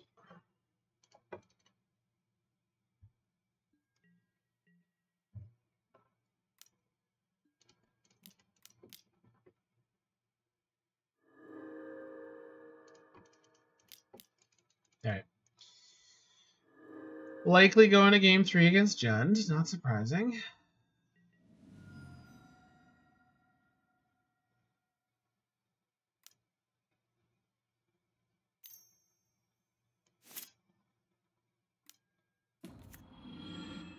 You gonna put me to 1? No. They drew, or they picked up the land. Uh-oh. Black. Oh my god. Brutality. I mean, they didn't activate it at least, so... E for 2 is definitely looking good.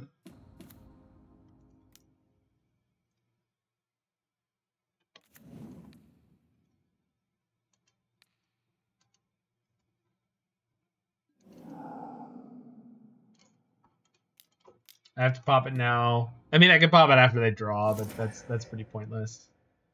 So... Oh no. Oh my god. Yeah, just dead. Unreal. Ah. Down we go. Alright. Game the 3rd. They had a very black draw there, so I'm bringing in the last Veil of Summer. I think Galvanic Blast is the toughest card for me to imagine keeping. Sorry, like I'm waffling over whether I want more or less. It's like obviously Goyf is a big problem for this card, but it's really hard to figure out how to line your stuff up against Jund. Pithing Needle is really good for this matchup. I beg to disagree. While it can disable Planeswalkers, that means their Planeswalker already got an activation usually. And they have Kolaghan's Command. And if they have any other artifact destruction, they're likely to have boarded it in. I really don't think Pithing Needle is a great card in this matchup. Yeah. I mean, I don't really think I can say more about it than that. I don't think it's particularly good. Also, Pithing Needle on Wrenn and Six doesn't help me. So Pithing Needle on Liliana is maybe okay. But I mean, they had the brutally timed Kolaghan's Command that game. So hopefully we have a brutally timed Veil of Summer this game and just blow them out.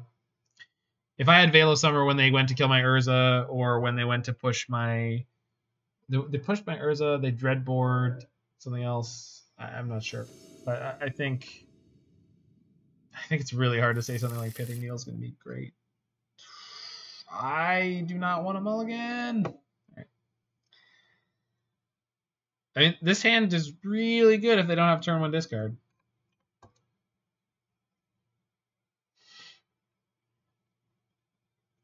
So, no, they keep their 7. Oof. God, this is gonna suck so bad.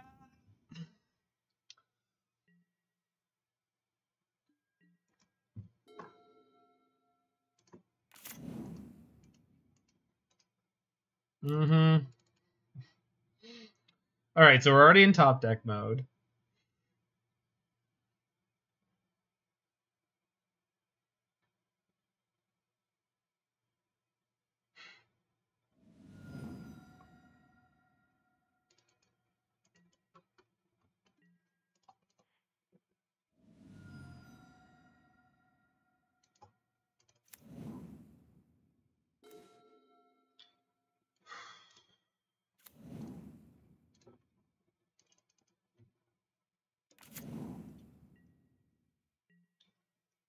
Okay, I'm electing to jam out the Engineer Explosives there to give me access to Metallic Rebuke.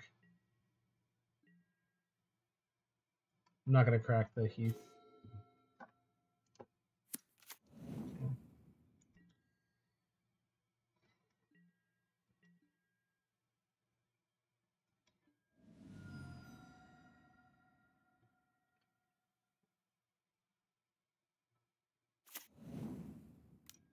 Second Blood Crypt? So this probably means they have a Seasoned Pyromancer they're going to play, right? Or they're just getting ready for Pyromancer or Liliana? Okay, I see. Okay. I need a second blue for Urza, so let's get that going. This is also my third forest.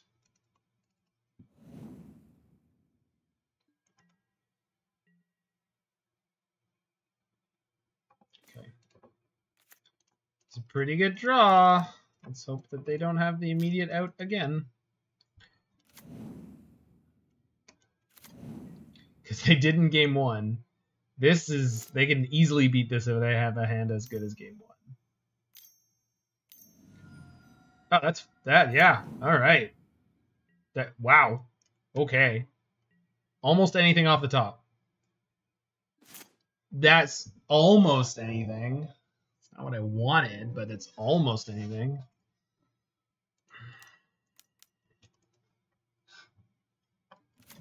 This makes spinning Urza better next turn. I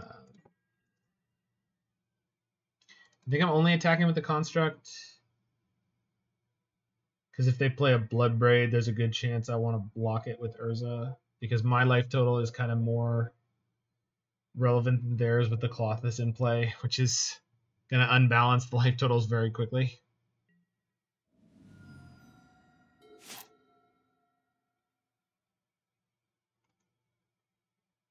Target my Wrenn and Six, sure.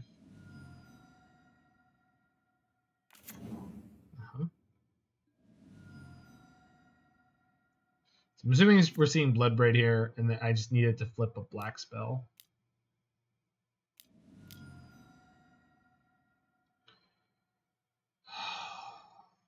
I can't believe they shuffled that away last game without knowing it was on top.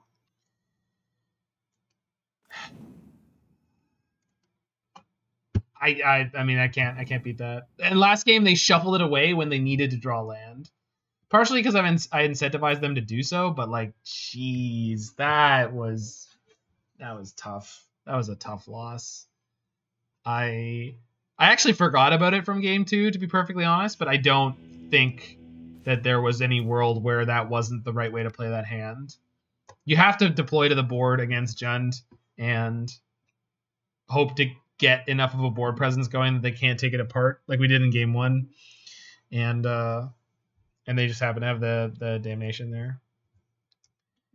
It's usually a 1 of in their sideboard, so it's really not something you can play around. And there's plenty of times where they can draw it, and it's like just bad for them. So, oh well, take my lump.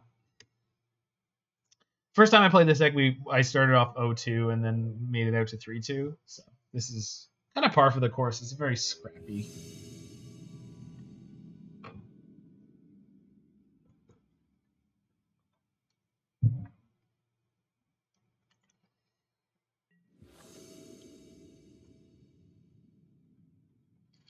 Lost the die roll. Okay. I'll keep this. It's a little bit slow, but maybe it's okay.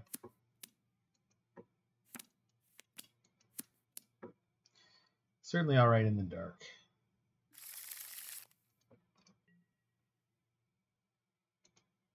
They kept their 7. No companion, no information to work with, but that's all right.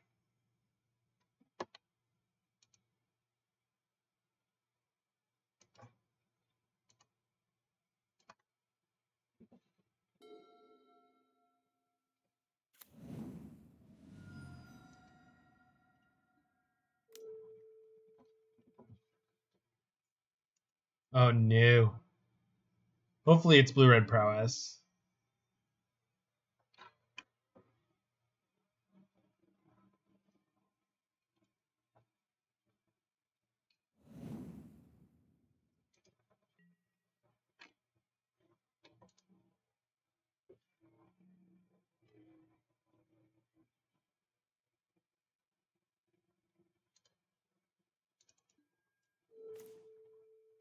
Okay. Well, that changes things. Not at all. No, it does. Good. So that means this next turn I can play Forest Chromatic Star and have Metallic Rebuke up. Opponent is probably confused, but that's okay.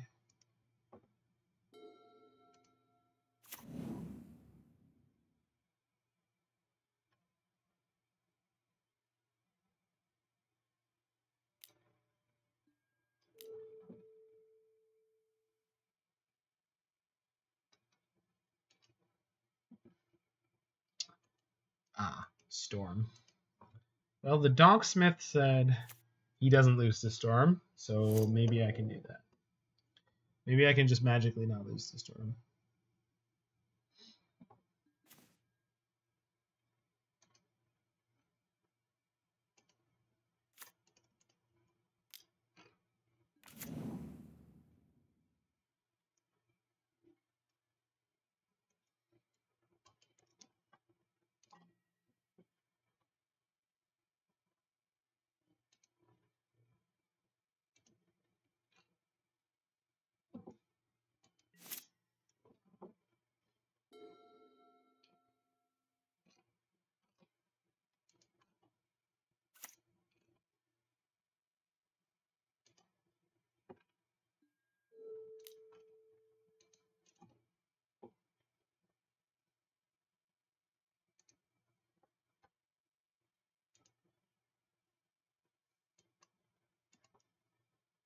Well, that's not where I wanted to see this start. But if I rebuke that, no, remand costs them 1. I mean, I don't think there's a better time to go. They ritual, and then they have gifts. They still have 1 mana floating. Yeah, there's just no better time to do this. We just jam now. I don't know. It's you, opponent. That's all I got. I was just praying you had literally nothing.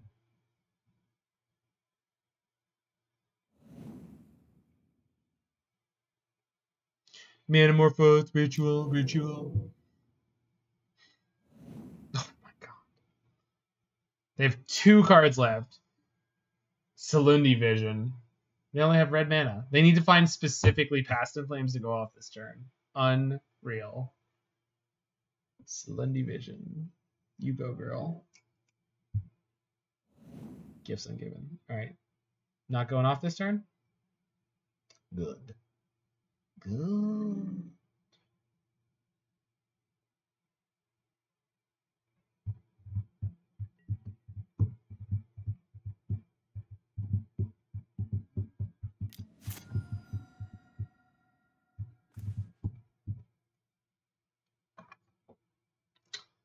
Okay, so they have gifts, which does not enable them to go off immediately. How many of my artifacts am I willing to crack this turn? I guess the answer is probably 0. Because if I go Witch's Cottage, Urza next turn, then I have the mana for Cryptic. Although Cryptic on its own doesn't necessarily win the game, but I'm pretty sure I have to assume that it will. So pass turn, assume that they don't play the gifts main phase. They have gifts and one unknown. Yeah.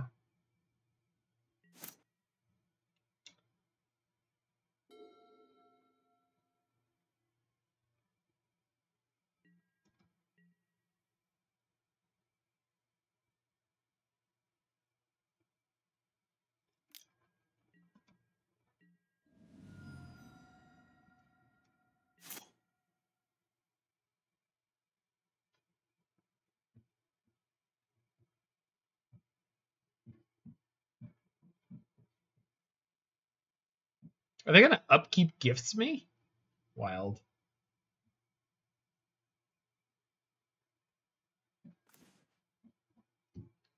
Nope. But they might, but they did not.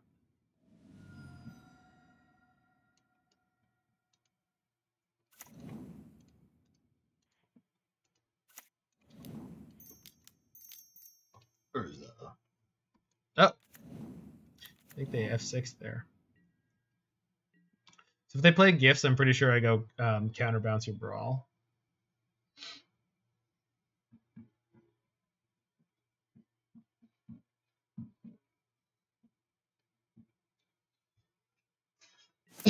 They did not play the gifts. That's I don't understand that at all.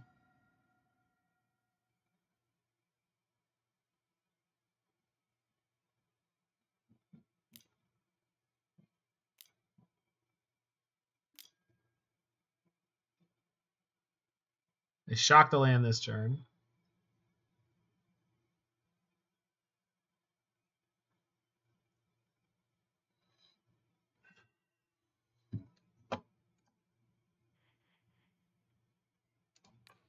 This makes it more likely that they get to keep the brawl in play. Well, they didn't have it before. They have one unknown. I don't think there's any reason not to go for it here. Maximum upside.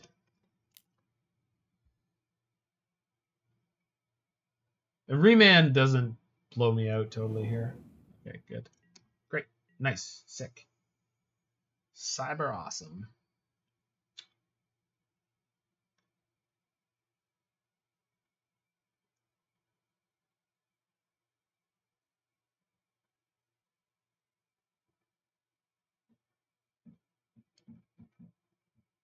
Meant to cast that spell on your end step, lol.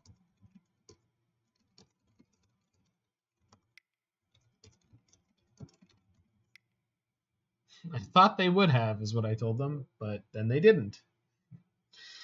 I can't make you play your spells at the optimal time, opponent. I can't do that for you.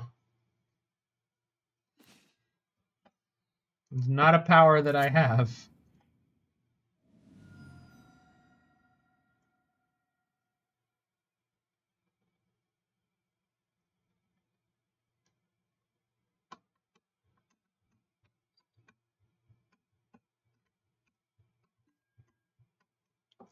Okay, so I'm getting the Gingerbread Cabin. I'm going to spin Urza without using Bauble or Star, because if I have to... yeah, okay. And I use the Bauble to see what I'm going to draw.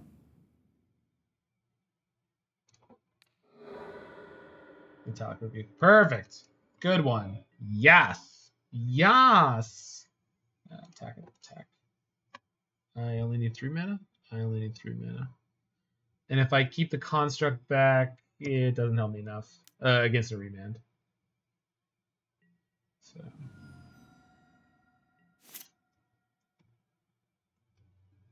Hey, look, I found a Metallic Rebuke. Boy, that was lucky.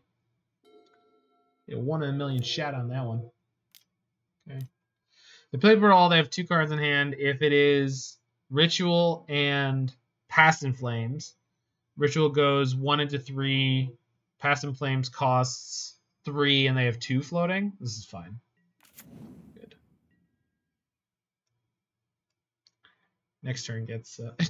hey, I'm rebuking over here. Hey, this guy. Alright. So, if I'm spinning Urza this turn, I want to do it before I play a land, just in case I flip a land. That's a Cryptic Command. Never mind. So now I have double counter magic.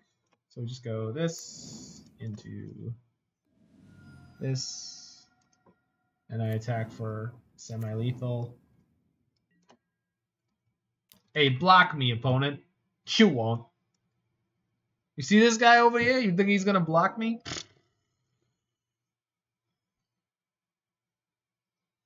Running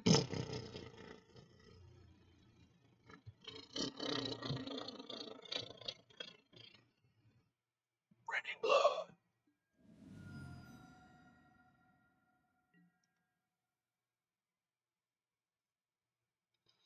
From a lacerated sky. Bleeding in horror.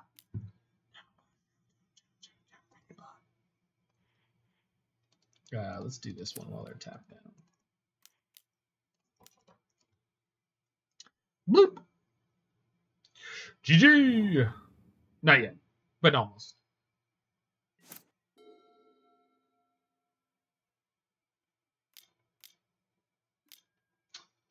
Well, that's one of the few things that could actually win them the game. Please now.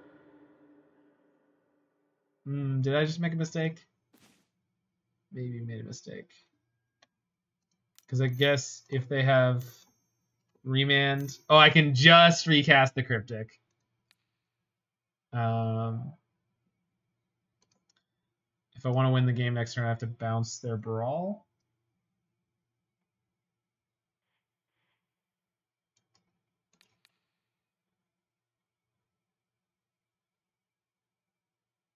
Doesn't actually mean I can win the game anyway, though.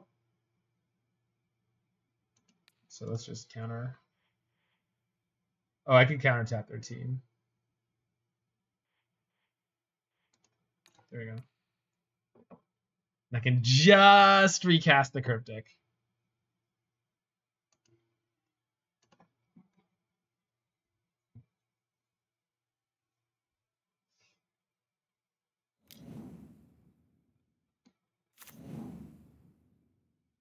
They hit a land. Good.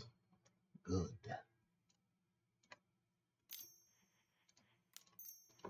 Hatch of food. And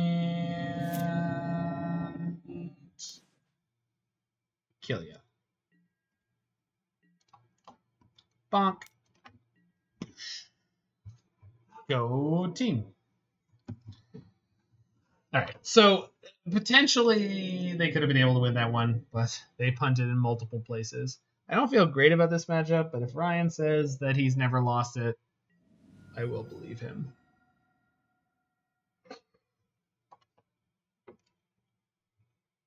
No goose to honk a message. If you had sent that message like 5 seconds earlier, I could have corrected my horrible play mistake there of not honking them to goose a message. Goosing them to honk a message? Whatever. Whatever.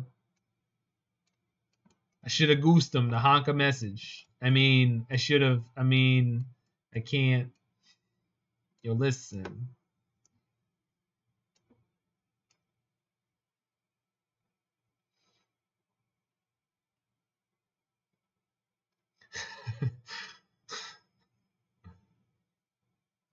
Playing Goose in Pioneer Spirits, it was often a 1-3? How does that work? What lord is boosting your goose. Oh, because of the one that gives your flying creatures a bonus. That's yeah. That's sick. All right. I think Empyrean Eagle. That's the one. Yeah. I remember it. What is it? White blue 1 for a 2/3 flyer. Thing is a house. It's like stupidly good. All right. Woof. All right. Sideboarding.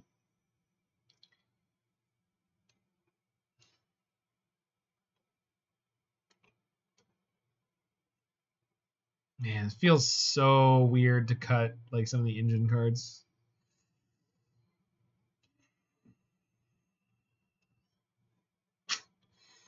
But I feel like I have to have a pretty good density of interaction. Maybe I don't need all the Veil of Summers. Yeah. Like 2 Galvanic Blast is weird because they play like 7 or 8 of their mana dorks. But alright. Have a good sleep, Smushiolo. We're getting close to the end of the night, so not missing too much. And it will all go up on YouTube in the future. So for you and anyone else who is somehow not aware, I post all of my content to YouTube, and you can find it right there at that link in the chat. Available right now. All right, this hand sucks against Storm. They kept their 7, but it's like a generally good hand, and I boarded in enough stuff. I'm just gonna be confident we're gonna draw it. We're really likely to be dead on the draw anyway, so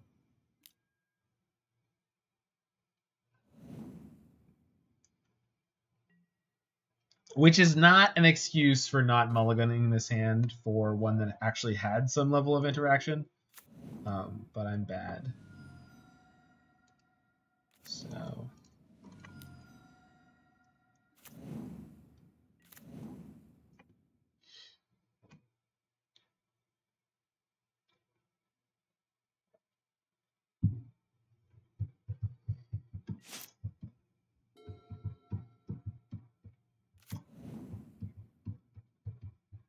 no creature.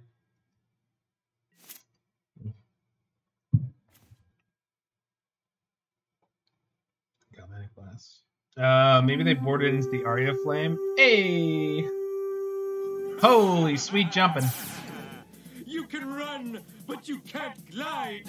KO Diamonds, the Co-Meister himself in the hoose. How you doing, friend? Just grappling against Storm again. Score is 1-2. Should be on screen in the top right corner, Ponsuor. Thanks for the follow there, Pimp Daddy Nasty. That is a hell of a name. Let's get this Emry into play. Although I guess I got a fetch shock. Co-Meister a first. Well, what up? I guess I'll take the extra damage here. This all kind of sucks. Just give him one of these. Thanks for the follow, Day Mom. Ooh, hey,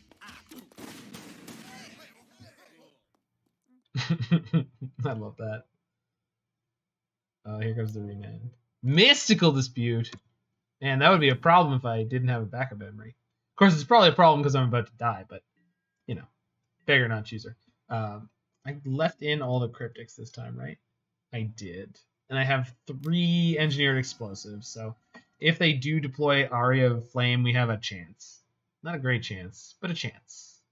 I'm saying there's a chance. Am I super saying there's a chance? No.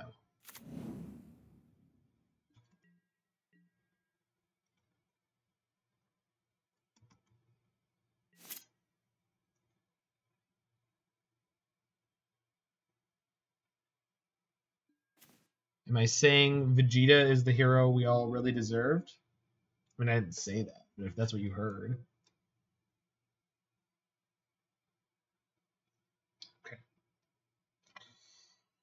So basically I'm in the same spot as last turn, except I don't have an untapped land to make a land drop with. And they've now shown me Mystical Dispute.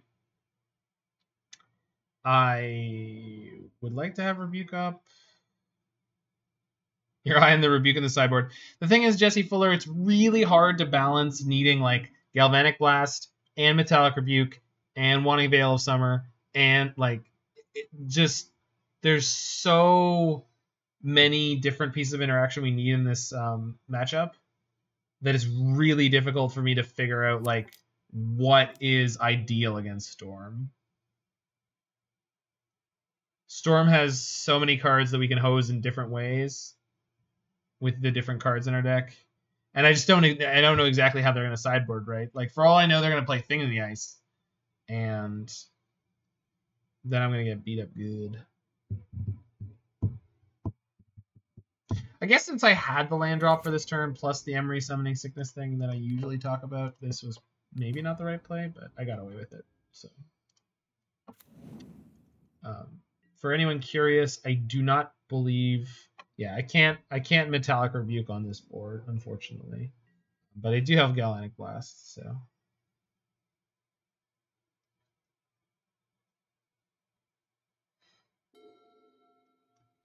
Cat beds, razors, diamonds. There's so much garbage tier capitalism.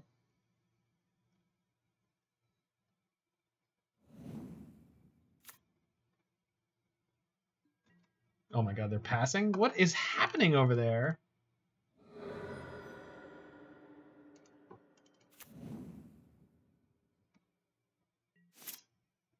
Yeah, Storm has been popping off in the leagues we've been playing.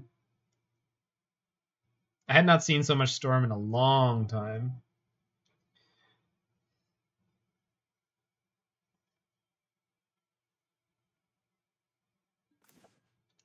Okay, so that foils. Actually getting into a pretty good spot here. I think I just play a 1-mana Emry this turn. If that works out well. You enjoy playing against Storm? Well, you have a lot of main deck cards that play against Storm. I play a lot of decks where I just die on turn 3. Even turn 4. Okay. So next turn I can play the Tracker. Start doing stuff. Have a good one, Co. Someday you have to just clearly tell me which way I'm supposed to say your name. Because it's got to be Co Diamonds. It's got to be. I've mentioned it multiple times when you come up in here, and you've never actually just given me a straight response of how badly I'm screwing it up. Co-Meister. Yeah.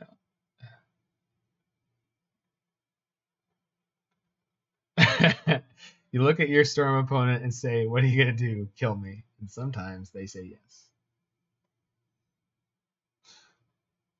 Never say that to the Jund opponent. They will always kill you. Another removal spell. All right. Well, I guess that leaves space for my Tireless Tracker. So.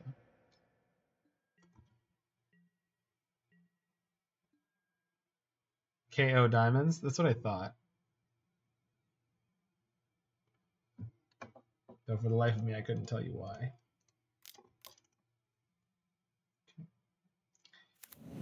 Goose is just hatching food over here, just doing an honest day's goose. Just one honest day's goose. Oh. Oh, yeah. I like that card. I'm playing that card.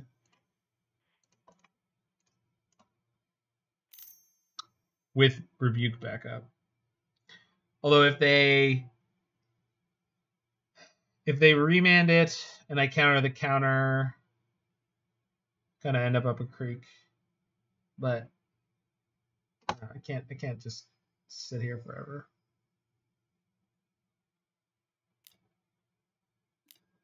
Remand.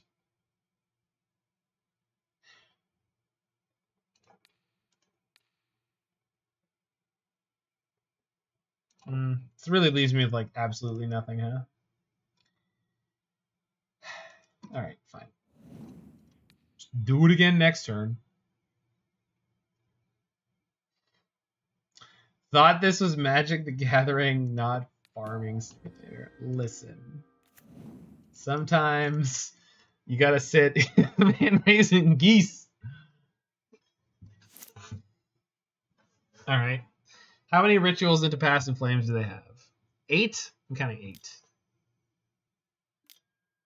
Barrel. So I have Blast and Rebuke. Sick. Resolves. Okay. But I want to check what color this can actually get me first.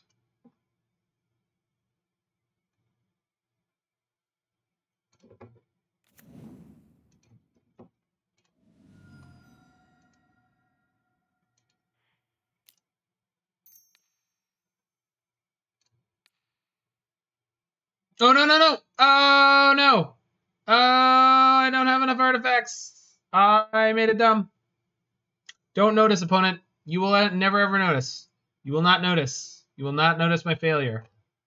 There was no failure. I had infinite numbers of tokens in play, and there's no way that I would ever cast a Galvanic Blast that wouldn't kill your creature. Nope. That would be crazy. And dumb. That'd be dumb crazy. Oh, no. Maybe I can rebuke it. Maybe I can rebuke my own spell. Opponent types out. Isn't that only dealing 2 right now?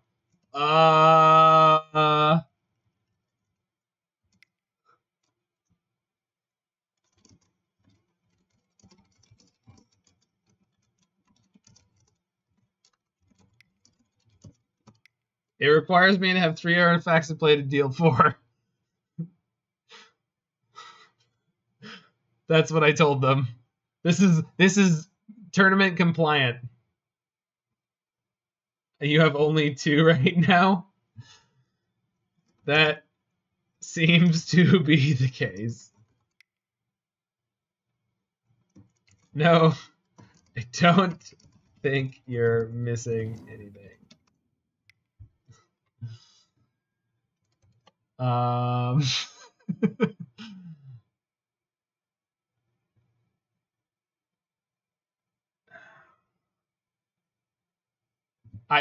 Yeah, I just have to do this now. Fuck. Yeah. So it depends on how many rituals they have left into the Past in Flames.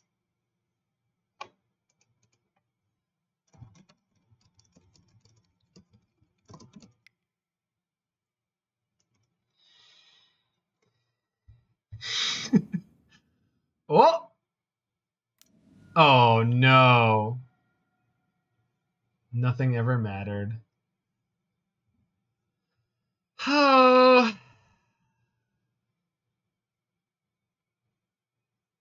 Based on their graveyard, they don't have a deterministic kill. They need to have a Manamorphose.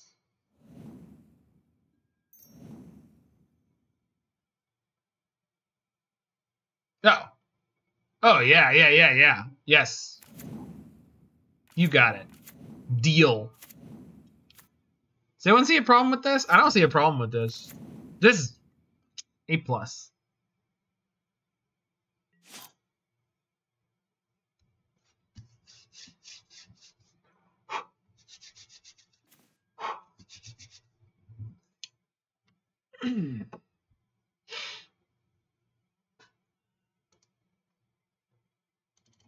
Who goes out on Mondays? Yeah, girl.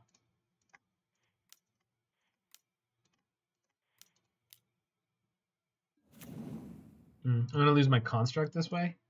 That's okay.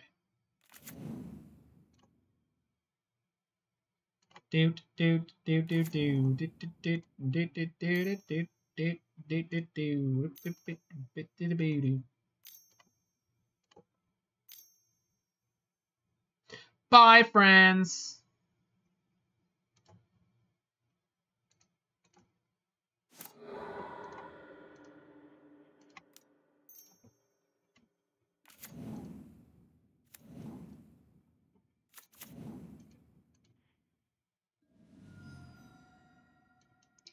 The bonk command is horny.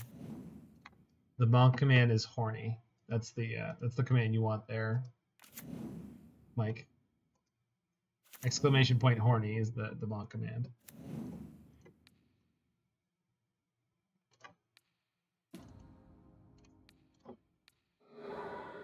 Serum Vision's on top. Not worried about that one.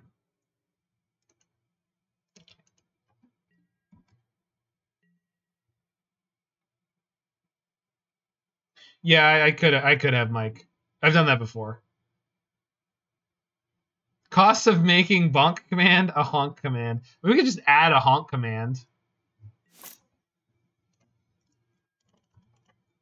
I have a reason to. I had a great time playing Untitled Goose Game once upon a time. Not on stream, but it was a hell of a time. What would it say? Honk honk am goose. That has historical precedent here. That's terrifying that they would just jam that. So Past in Flames currently cost them, what, 3? Oh my god. I don't want to lose. Resolves. Last card, Past in Flames, please no. Gifts. That's just about as bad. Oh, but I can find Veil.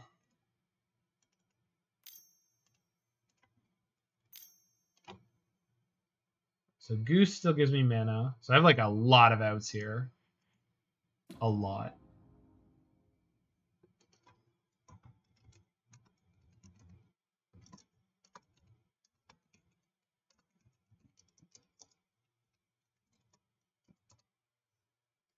Maybe exclamation point at the end.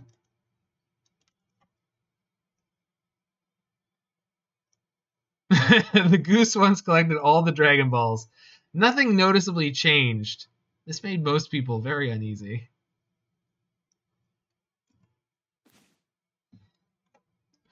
Oh no. Alright, I got one more shot. And it's got to be Veil now, right? Or I guess Galvanic Blast. Okay.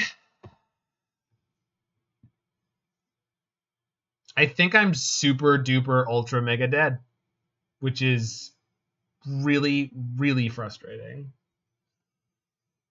Because we lost a storm last time, and this is brutal.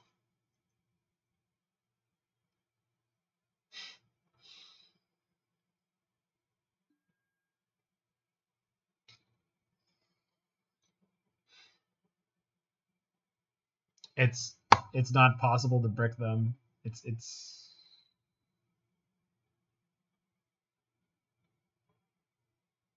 wait. If I put Pyretic Ritual, Desperate Ritual in their graveyard, Manamorphose goes +1 mana, which means they have 3, which means they can't. In hindsight, you probably should have killed Brawl. Really? Hold on, this might be okay. Put Desperate Ritual and Pyretic Ritual in their graveyard. They get Past in Flames, they have 0 mana left? Okay. Wait, no, no, that's not how that works. That's not how that works. Okay, I don't think I can make it there. Oh, they passed. Did they punt? No. Did I do it right? I mean, that's how that works if that's how that works, but I think they screwed up there, and I now win. Very much so. They passed, but not in flames.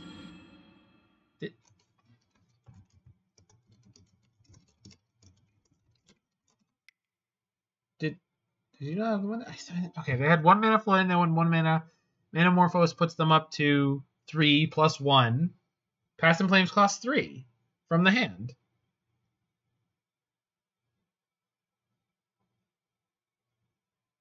No, they had one floating. They had 1 floating, and they had the land. So that's 2. Oh, yeah. Okay, no, I got it right without... Okay, so I didn't screw it up. Okay. I thought I had, because, I usually do. But what locale am I based in? Southern Ontario. Eastern Standard Time.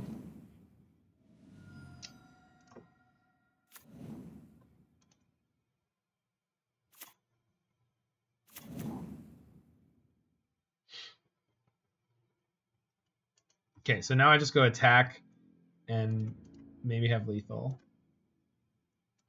Either way, I'm going to kill the Brawl, but... So they're going to take 5, 6, 7, 8, 9, 10, 11, 12, 13, 14, 15, 16, 17. So if I crack one clue, I think I kill them.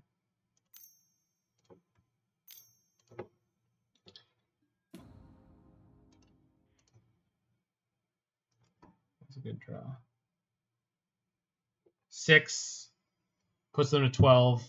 Blast, blast, blast.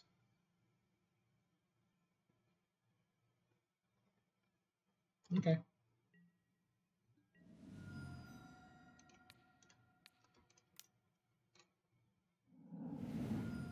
I'm just shocked that I managed to do that correctly without screwing up and letting myself die. I almost always do that. See ya. Unlimited power!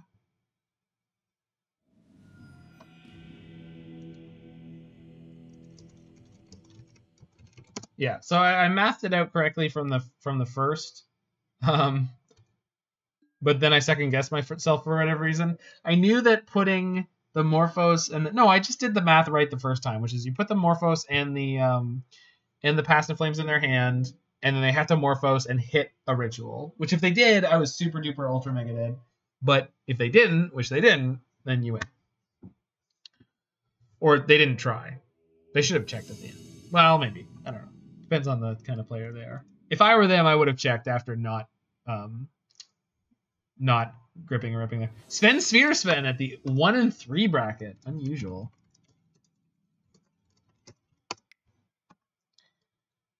Blue Moon Expert and recent Mardu mid-range aficionado.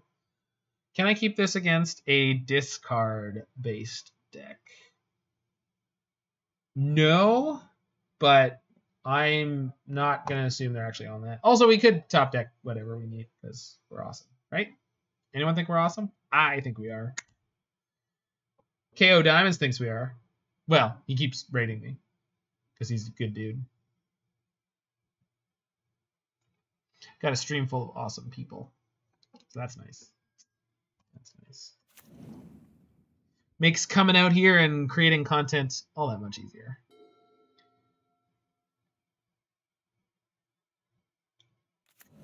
Hallowed Fountain. Well, that's unusual. Okay, opponent. Let's make a deal. You don't play Spell Snare, and I won't be very upset. I know what you're thinking. What do I get out of this deal? We'll come back to that. You and I, dialogue. You and me. No. But why is everyone playing Spell Snare? Oh, no. Uh-huh. Oh, my God. Ah. Why? Lava Glide Pathway. So I'm going to guess that they're on some kind of Emrakul deck. I based that on very little, but I guess they're on like some kind of breach nonsense. I have really no evidence for this. I'm assuming this is going to resolve and then be bolted. And we're just doomed from here. They're doomed. Oh no. Wait, that's okay. Okay. But then when they play Fairy Time Raveler, then I'm going to be in trouble, right? I assume. Okay, well there's a lightning bolt I thought was coming, so that sucks. Triumph, okay. Jeez. Well, at least I get to do something with my mana.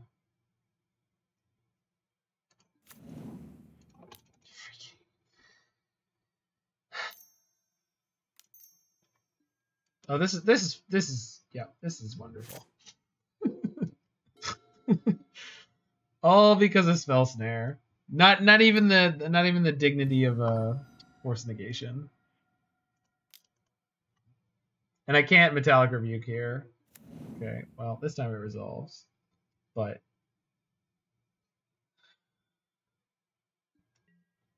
if we get Emrakul, we get to draw 2. Yes. Is it Charm? Stomp. I want to say that I should have played EE on 0 so I could cast my Metallic Rebuke, but that's just, there's no, they would just respond by killing me. What is this? Like Jeskai Tempo? It's not an Emrakul deck, or at least I don't think that it is. It's definitely killing the ever-loving shoot out of me. Okay. Jeskai Control? I wouldn't call a deck with Bone Crusher Giant Jeskai Control. But maybe you would. I guess Jeskai Control always has a bunch of... well, if they cast Guys of Sane Traps, it's definitely Jeskai Tempo, right?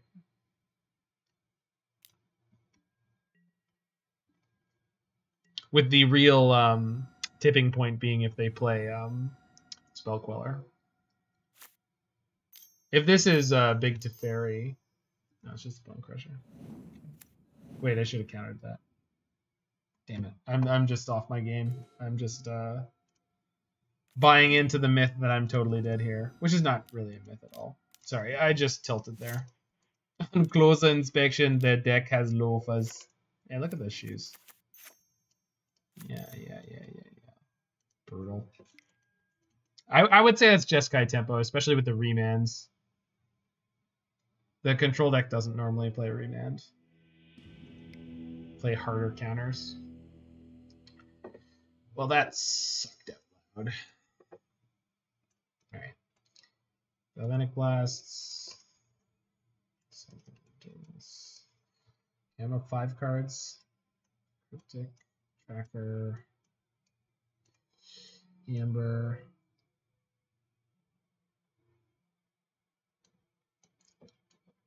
EE. Artifact count's getting a little low. Emry. Alright. Let's go. Maybe this many Galvanic Blast is too many. Yeah. If I'm able to swap it back, I'd probably grab the last Emry. Maybe the Tracker?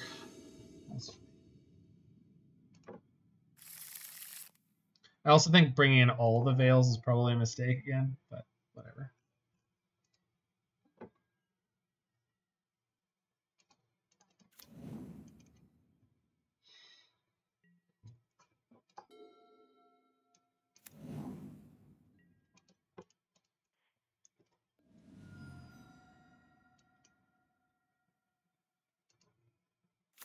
Are they disconnected? All right.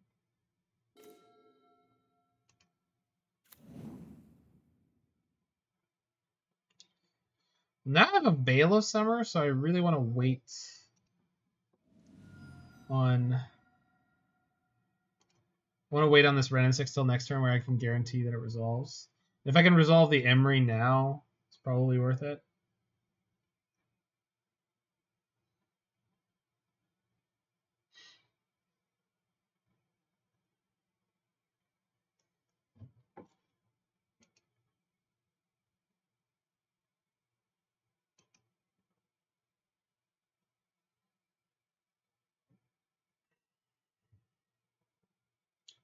Opponent has rejoined the game.